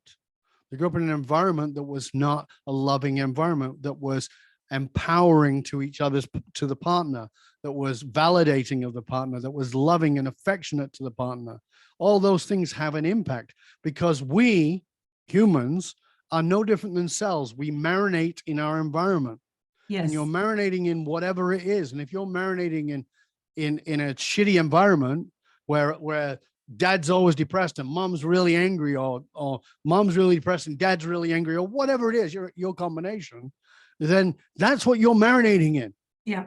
That's the soup you're swimming around in every single day. Now, meanwhile, they may be blowing in a straw and going, I love you. You're marvelous.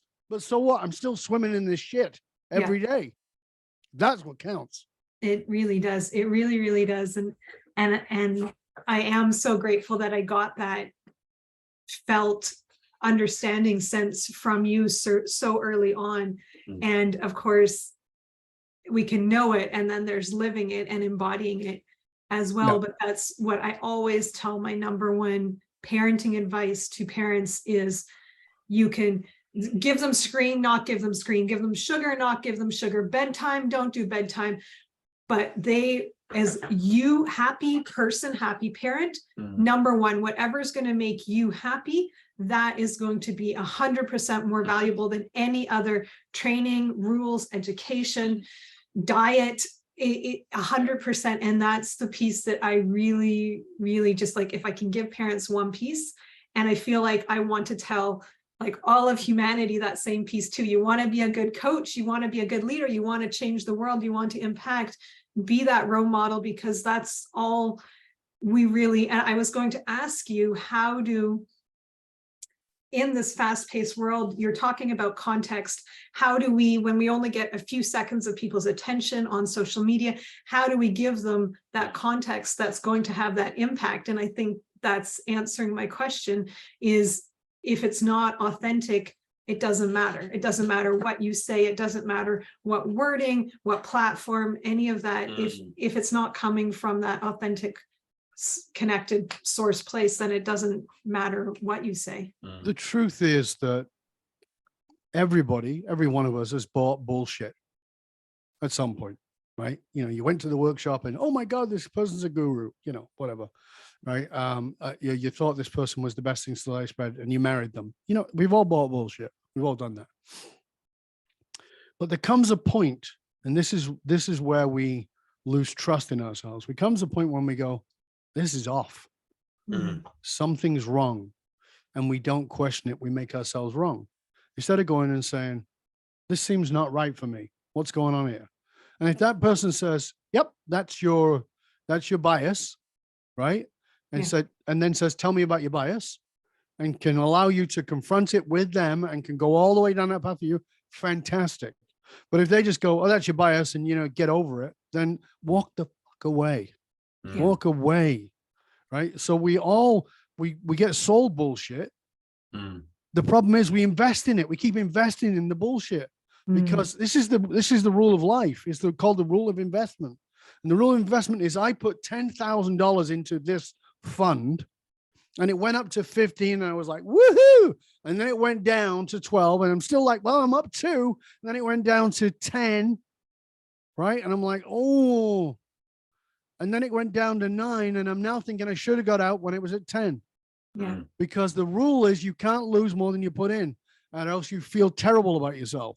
And so what happens is we go, oh, it's gone down. So I'm going to put another 10 in because it's probably going to go up. And we do that with people. We invest in people who are not investing in us. And if you do that, you'll end up in a very unhappy marriage. You'll end up trying to save your children when they've already taken a path that is incredibly destructive. You'll end up doing that across the board. And this is why in our work, so much of it's about how do you know where your healthy boundaries are? Because most people in our world do not have healthy boundaries. They have walls, which are not boundaries, or they have nothing. Yeah. So people trample all over them, well, they got a wall and I'm not letting you in. Well, neither of those things are healthy. No. And you can only build healthy boundaries if you've done the work, or you're doing the work, actively doing the work on and on. And as I said, I'm 65 years old and I've been doing the work since I was 19. I'm still doing the work. Yeah. And I'll be done when I take my last breath. Mm. And they put me in a box, I'll be done. Before then, I won't be done. It's okay. Yeah. There is no destination. Yeah. I love it. As I sort of made sense of the world as a 20-some-year-old, Last week, exactly. I saw all these things that I wanted to be different in the world for myself and for others, hunger and war and all that stuff. And I started to really look at it from a sort of, okay, what's the root cause? What can I do? How can I make the biggest impact on all this stuff? And I really saw that at the root of all of it, it's just people, and they're making decisions from certain emotional states. And Putin wouldn't be going to war if he wasn't very, very afraid and trying to use action to like become safe, because he's worried about what's going on. And people who are very secure and feel very safe don't feel the need to attack. And so so all that stuff is just based in people in different emotional states taking action. So then I began thinking, okay, well, how can I influence people to, number one, believe that caring where they're at emotionally is important, not just important, but the foundation and the most important thing. And number two, how can they find the path that works for them and actually feel better? And for me, Unite is that the essence of that question and that mission. And I'm curious, I met someone yesterday, and for them, it's nutrition. They're coming up with a new superfood bar that can be really, really amazing in all these ways. And they have the same pitch. They were like, if everyone was just really, really fed and healthy nutritionally, they would feel better, and and I was like, great. And so I'm curious for you, I mean, I kind of have a sense of it, but I'd love to hear in your own words, what's that for you? What's your mission, basically? Like, how do you want to impact the world to do that? And how do you see that evolving? What are some of the projects or visions you have? We've got a lot of things on the go, but for me, it all comes down to the emotional source code of how we create our reality, which you will remember part of it as, it's not the whole thing, but part of it, Kristall used to teach in the matrix of personal reality, and how we create our reality, and understanding that rather than judging it, and just understanding, okay, this is how I put my reality together. And I've created a bunch of paradigms that are collections of beliefs that have given me values that are not necessarily mine. And pulling that work apart is vital, because then we stop looking at everybody with those harsh visions and images of them and judgments of them. And we just see everybody's struggling, everybody's trying to do the best. So that for me is so important. But, I'm working on all kinds of things. I'm working on that book right now, and another book, which is called The Culture of Belonging, for businesses. And, excuse me. And of course, working on the podcasts and all those other things, and writing for LinkedIn. As I told you, I wrote that piece around the girl who was killed in Iran, but I also write on the neuroscience of curiosity and all those kinds of cool things as well. And the last piece I wrote was on the secret neuroscience of charismatic leaders and the connection between Donald Trump and Martin Luther King. That was the last one on LinkedIn. So if you go to LinkedIn and follow my newsletter, you'll find all those kinds of things. And I have over 1,000 videos on YouTube as well that are all there. But when I think about what is it that, in the simplest terms, it's there. It's curiosity. It's curiosity. There's a lot of things I'd like to change in the world. Of course, like you, Shine, I'd like to see the end of famine and the end of war and the end of, all the other nonsense. Yep. But the truth of the matter is that I believe, even with all the religious studies I've done, love is not the answer. I'd like to believe that, but it's not true. Love is not the answer, because love has a subjective context. Right? What's love to me? So the guy who beats the snot out of his kid and says, "I do this because I love you," genuinely believes it's loving. Genuinely. So love is not the answer. Curiosity is. Curiosity is so neutral. It's so curiosity plus discernment gets me to love. Yeah. So curious, like, oh, I'm interested. Tell me more about that. That's a fascinating belief. When the special came out on Netflix about flat Earth, first thing I said to my wife is, "Oh, we got to watch that." And she's like, "What? Why?" I go, "I'm just really fascinated how they get to that thinking." Yeah. She goes, "You don't think any of it's true?" I said, "No, but maybe I will when I've seen it." Yeah. Yeah. I'm willing to be curious. Mm. And so for me, the secret to life, if we're going to really solve some problems, is curiosity. If we're looking at the environment and global warming, let's approach it with curiosity. If we're Yes. looking at pedophilia, let's approach it with curiosity. If we're looking at trans issues, let's approach it with curiosity. If we're looking at Donald Trump or Biden or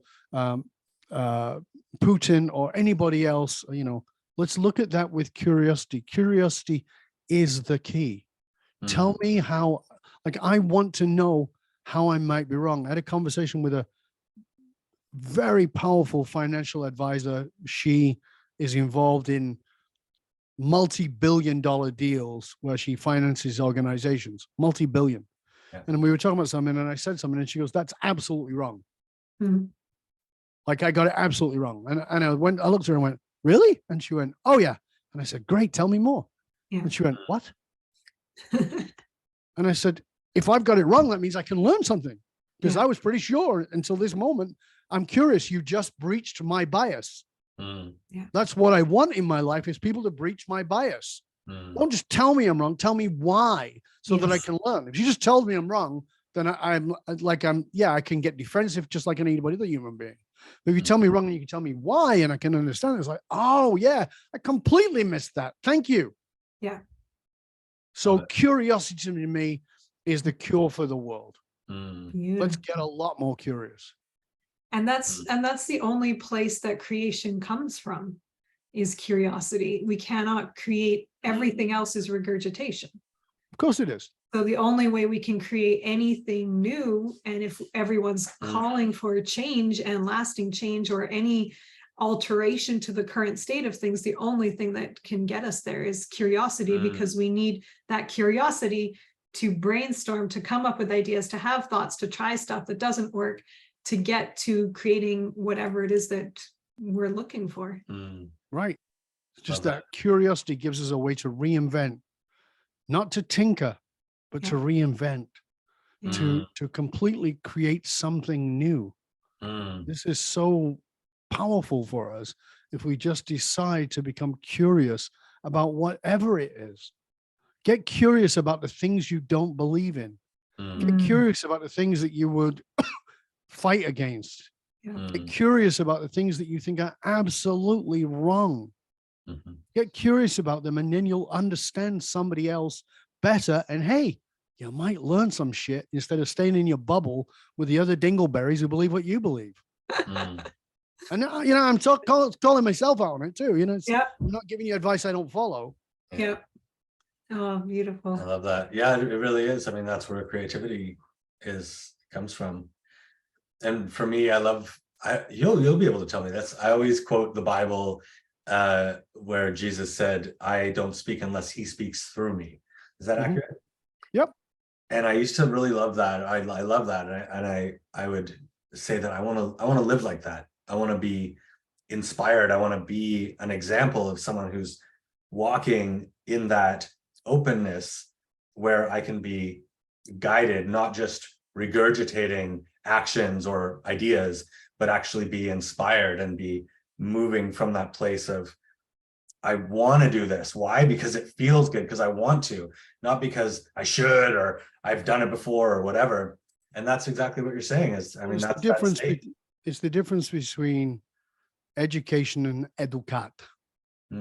Education is shoving shit in your head and getting you to regurgitate it. Educat comes from the Greek, which means to draw out. Oh, beautiful. Love right? that. And inspiration is inspiritus. Inspiritus is to have the spirit rise from me. I want to live in inspiritus. I want to have the flow of that which is abundantly creative flow through me. And the minute I cut that off and say, no, it's not, it can only be this way, I've cut off inspiritus. I'm now regurgitating education rather than being in educat, which is drawing forth. Yeah. So curiosity gives us inspiritus, Yeah. and it gives us that real sense of educat. Like, what is it within me that I need to draw out? What do I need to shove in? Love it. Tony, who I talked about before, who I spoke at the UN with, he said once in a presentation we were doing together, he goes, I came to all your workshops and all your programs. And he goes, and it was really interesting. He goes, because the amount of things that I learned was enormous. Like he said, I couldn't even begin to right now tell you all the things I learned. And he goes, and yet every time I left one of those programs, I felt like I left with less, not more. And I said, that was always my goal. Yeah. Is to pull the shit away Yeah.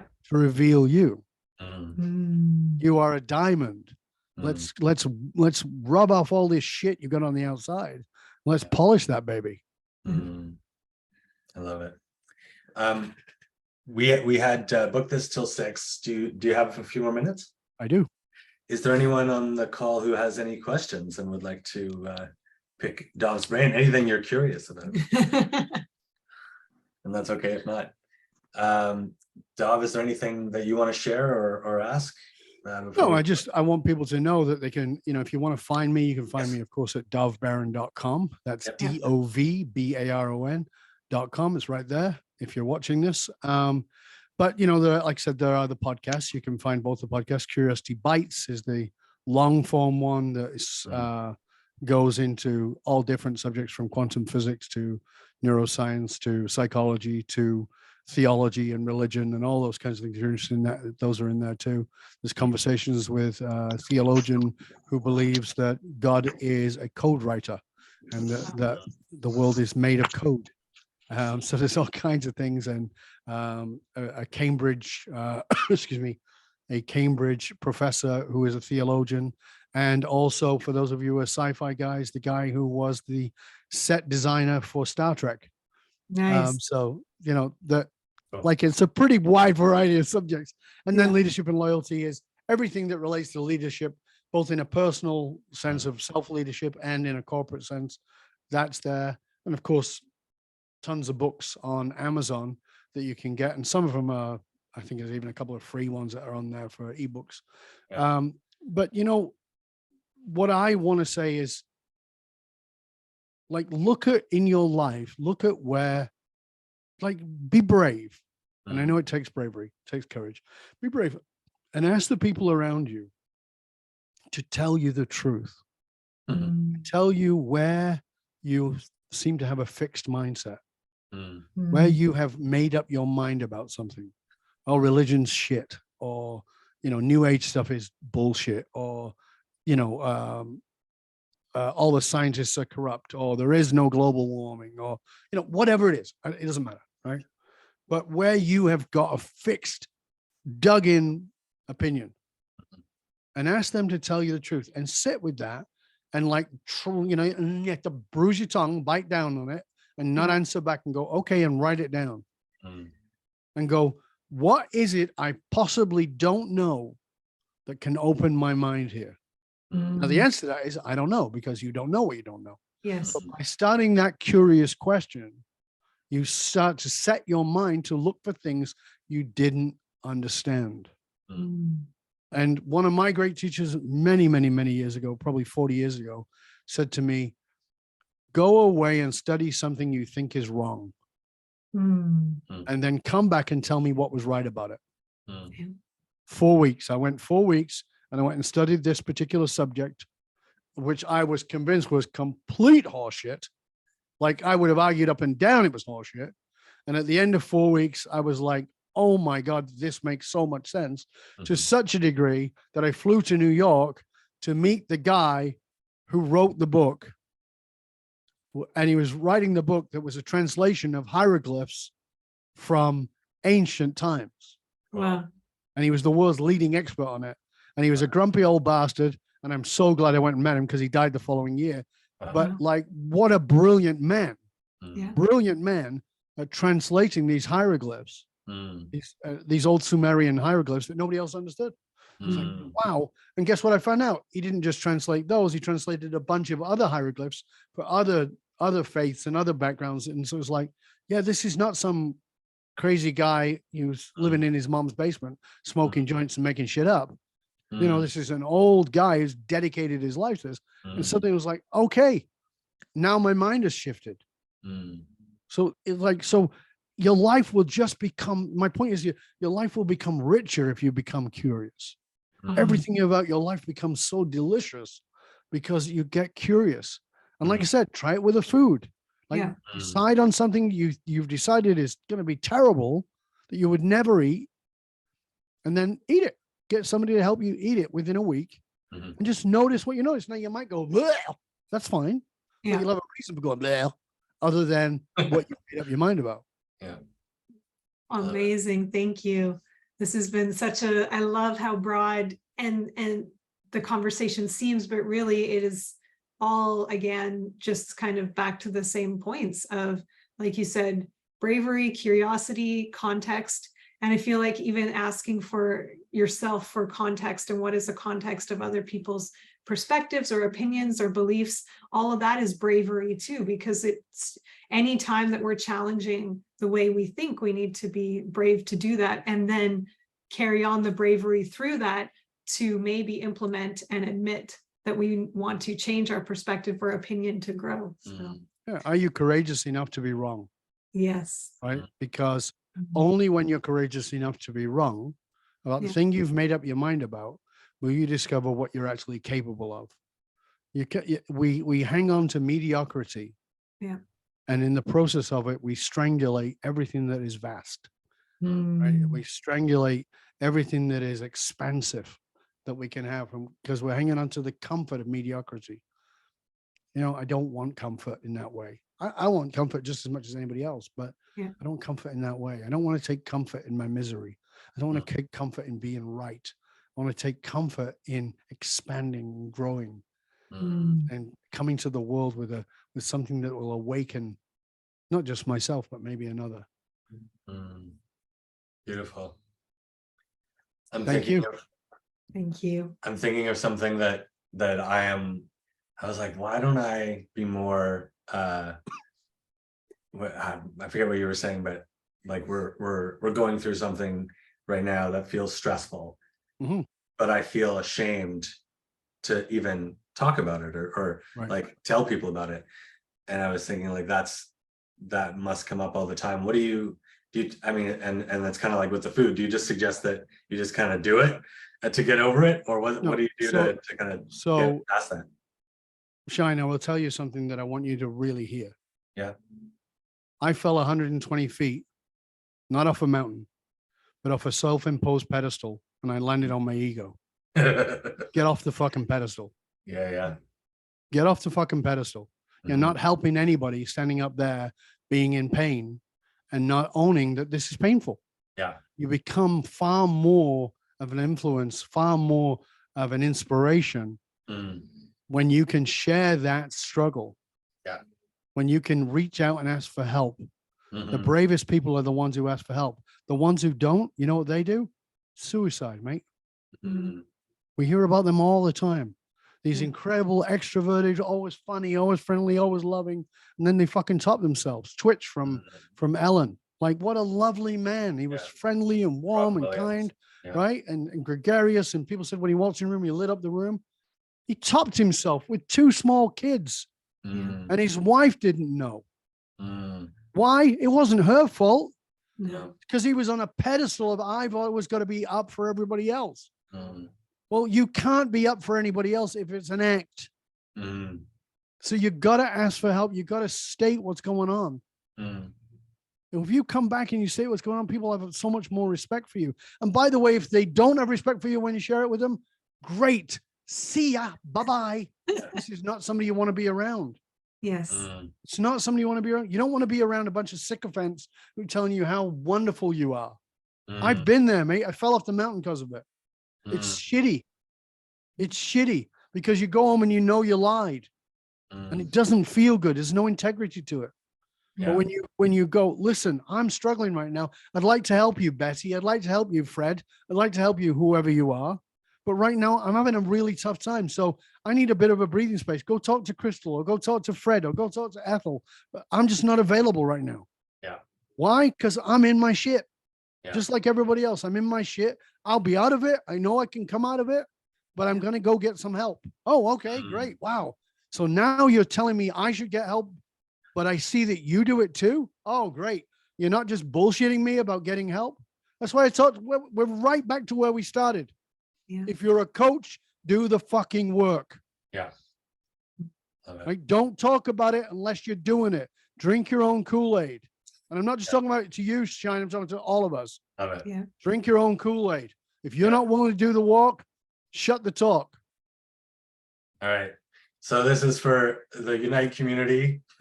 We are struggling financially right now, and it's hard to even say.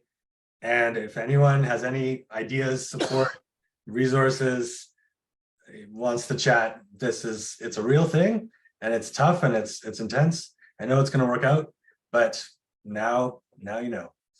So it's a let's rough not patch. do that. Sure. Let's take it deeper, Tell me. right? Let's take it deeper. We're struggling financially. What are the implications of that? Because right now you just made a vague statement, and I don't know what to do with that. So Yeah. what's the consequences of that? Yeah, I mean, You can say, well, I know it's going to work out. That's fine. But that know. doesn't tell me what the potential consequences are. yeah, gosh. I mean, it's for the first time, it feels like there's more being asked of us financially than we know where it's going to come in. And it's starting to like get squeezed. And it's like, okay, I don't really know where that thing is going to come from, because we've sort of taken on so much that it's the first time. Well, that's the first time, but it's at that point where it's like, we're not sure where the next chunk is going to come from, and we're doing our best. And I do know it is going to work out, but maybe it's squeezing like, you. Maybe it's squeezing you into a place where you have to get rid of something you think is true that's not true. It's squeezing you into a place where you have to question something you're holding as an absolute that is not an absolute. Yeah. That's always what happens. When I fell off the mountain, I kept saying, I'm great, I'm coming back. But it was bullshit, right? Because I needed to crash. It took me 18 months. I needed that. And every day was horrible and painful. But looking back, I wouldn't take it. I wouldn't go away from it. Yeah. But at the moment, I'd have given it away in a second. Yeah. So what do you need? We're in a financial struggle. Okay, here's a quarter. Feeling any better? Got some money. What do you need? Yeah. Be specific. I mean, we want to raise 2 million US for the company, and that would be But what do you need? That's what you want. That's not what you need. That's what we want. What we need is I mean, at least $10,000 to help take care of immediate things and get us to the next place. Right. Do people pay to be part of the community? They pay to come to our events. Yeah. Do they pay to be part of the community outside of that? No. No, right now. No. How many people are in the community? We've got some Facebook groups with like 4,000 or 5,000 people, so I'm guessing around that number. $3 a month each person. That's what we need from you. It's not going to break your bank. We need $3 a month from you in order to keep us going, keep us growing. Right. We've been generous. We've given you everything we possibly can, but now, that tit has run dry. So now we need $3 a month from you, and that's all we're going to do. And if you come in at $3 a month, when we get much bigger and it goes to $30 a month, you'll still be in the $3 a month category. We'll hold you there for 4 years or 5 years or 2 years or in a year or whatever it is. But we need $3 a month. Shine, please tell me, what do you need? $3 a month. From who? From everyone in our community. Thank you. How do they sign up for that, Shine? We can create a monthly PayPal subscription and put it online. How do I do that, Shine? Patreon. I'm inspired by today's program. I've heard you. I heard what you need. How do I do that? How do I sign up for that to pay $3 a month? Yeah. If you go to unite.love, at the very top, there will be a post with a way to sign up for that. Thank you, Shine. yeah. Now I know how I can support your community, is what your people are saying. Yeah. but you left it vague. Yeah. And that's to do with your shit that you've got to deal with. Totally. Right? That's free. That's free from me, by the way. I'm giving you that. This your shit to deal with. $3 a month. Nobody's going to miss $3 a month, even in hard times. Yeah. Most of us can do $3 a month. And I'm guarantee you, listen, I know what I charge an hour. And I know anybody who's watching this got a hell of a lot more than $3 worth. Yeah. Right. So if it's just on this one alone, and I know you have lots of other people who added tons of value, $3 a month, come on. Even if you watch this one 3 times, 5 times, you got more than your $3 a month. So $3 a month is not going to kill you. It's going to not really impact you, but it can make a massive difference in the Unite community. We need you. Please go to what is it? Tell me. Unite.love. Unite.love. Go to the top of the page at the top there. You'll get a post. You'll see where you can sign up for this. I want you to sign up for it. And I want you to go there. And I want you to tell them that you're grateful. Tell Shine and Kristall that you're grateful for them having the courage to ask for what they need, that you are an example to them. Thank you. Thanks, Dov. Consider your ass kicked. you made her cry. Good job. Well, I told you about the shoes, didn't I? Love You get the shoe in the ass. I Yeah, waited to the end of the show to give it to you, Shine. You got it. Well, thank you. Yeah. You're very welcome, guys. Yeah. Right. And somebody said, oh, we can do, somebody's just written here. I just saw it pop up. Or we can give more. Oh, we can give more. Right. Yeah. We'll make it, a scale. You can say minimum 3. Yeah. And other donations are acceptable. Fantastic. Somebody says, I'm getting $20 a month of value. I'm getting $100 a month of value, getting $1,000 of value. Fantastic. We can accept that. But please, a minimum of $3 a month with a commitment to stay with it. Okay. Yeah. I think we'll start pay more than that for a Patreon. cup of bloody Starbucks. Come on. Yeah. We'll start a Patreon. We'll have different levels, different perks. That's a great idea. Beautiful. Yeah. We could definitely use that. And so thank you. Appreciate you, Dov. Thank you, Dov. Yeah. This is really lovely. Really beautiful conversation and great way to end it. Anytime you have anyone in your community or yourself that we can send our community love to, that we can support in any way, or any organization that needs a boost, please do reach out to us, and we'd love to send that out to our community. Thank you. I'd love people to go to, if they're on LinkedIn, to go to LinkedIn and sign up for my newsletter and start reading that. And certainly anytime you can go to the podcasts and subscribe to the podcast. It's important to subscribe to Curiosity Bites, All Leadership and Loyalty. Leave a review. That would be awesome. I really appreciate that. Got it. Thank you so much. We'll add all that into our next email. Thank you. Yeah. Appreciate it. Thank you. This has just been such a treat. Yeah. You're very really welcome. Special. Beautiful. Thank you very much. Thank you to everybody who I can see or I couldn't see, who I couldn't hear. Thank you for being with us. Thank you for spending the time. Thank you for investing your energy to be with us. And I hope you felt that your ass is a little bit sore and that your heart is a lot more full. Thank you. Bye, guys. Bye. Thank you. Thank you, everyone.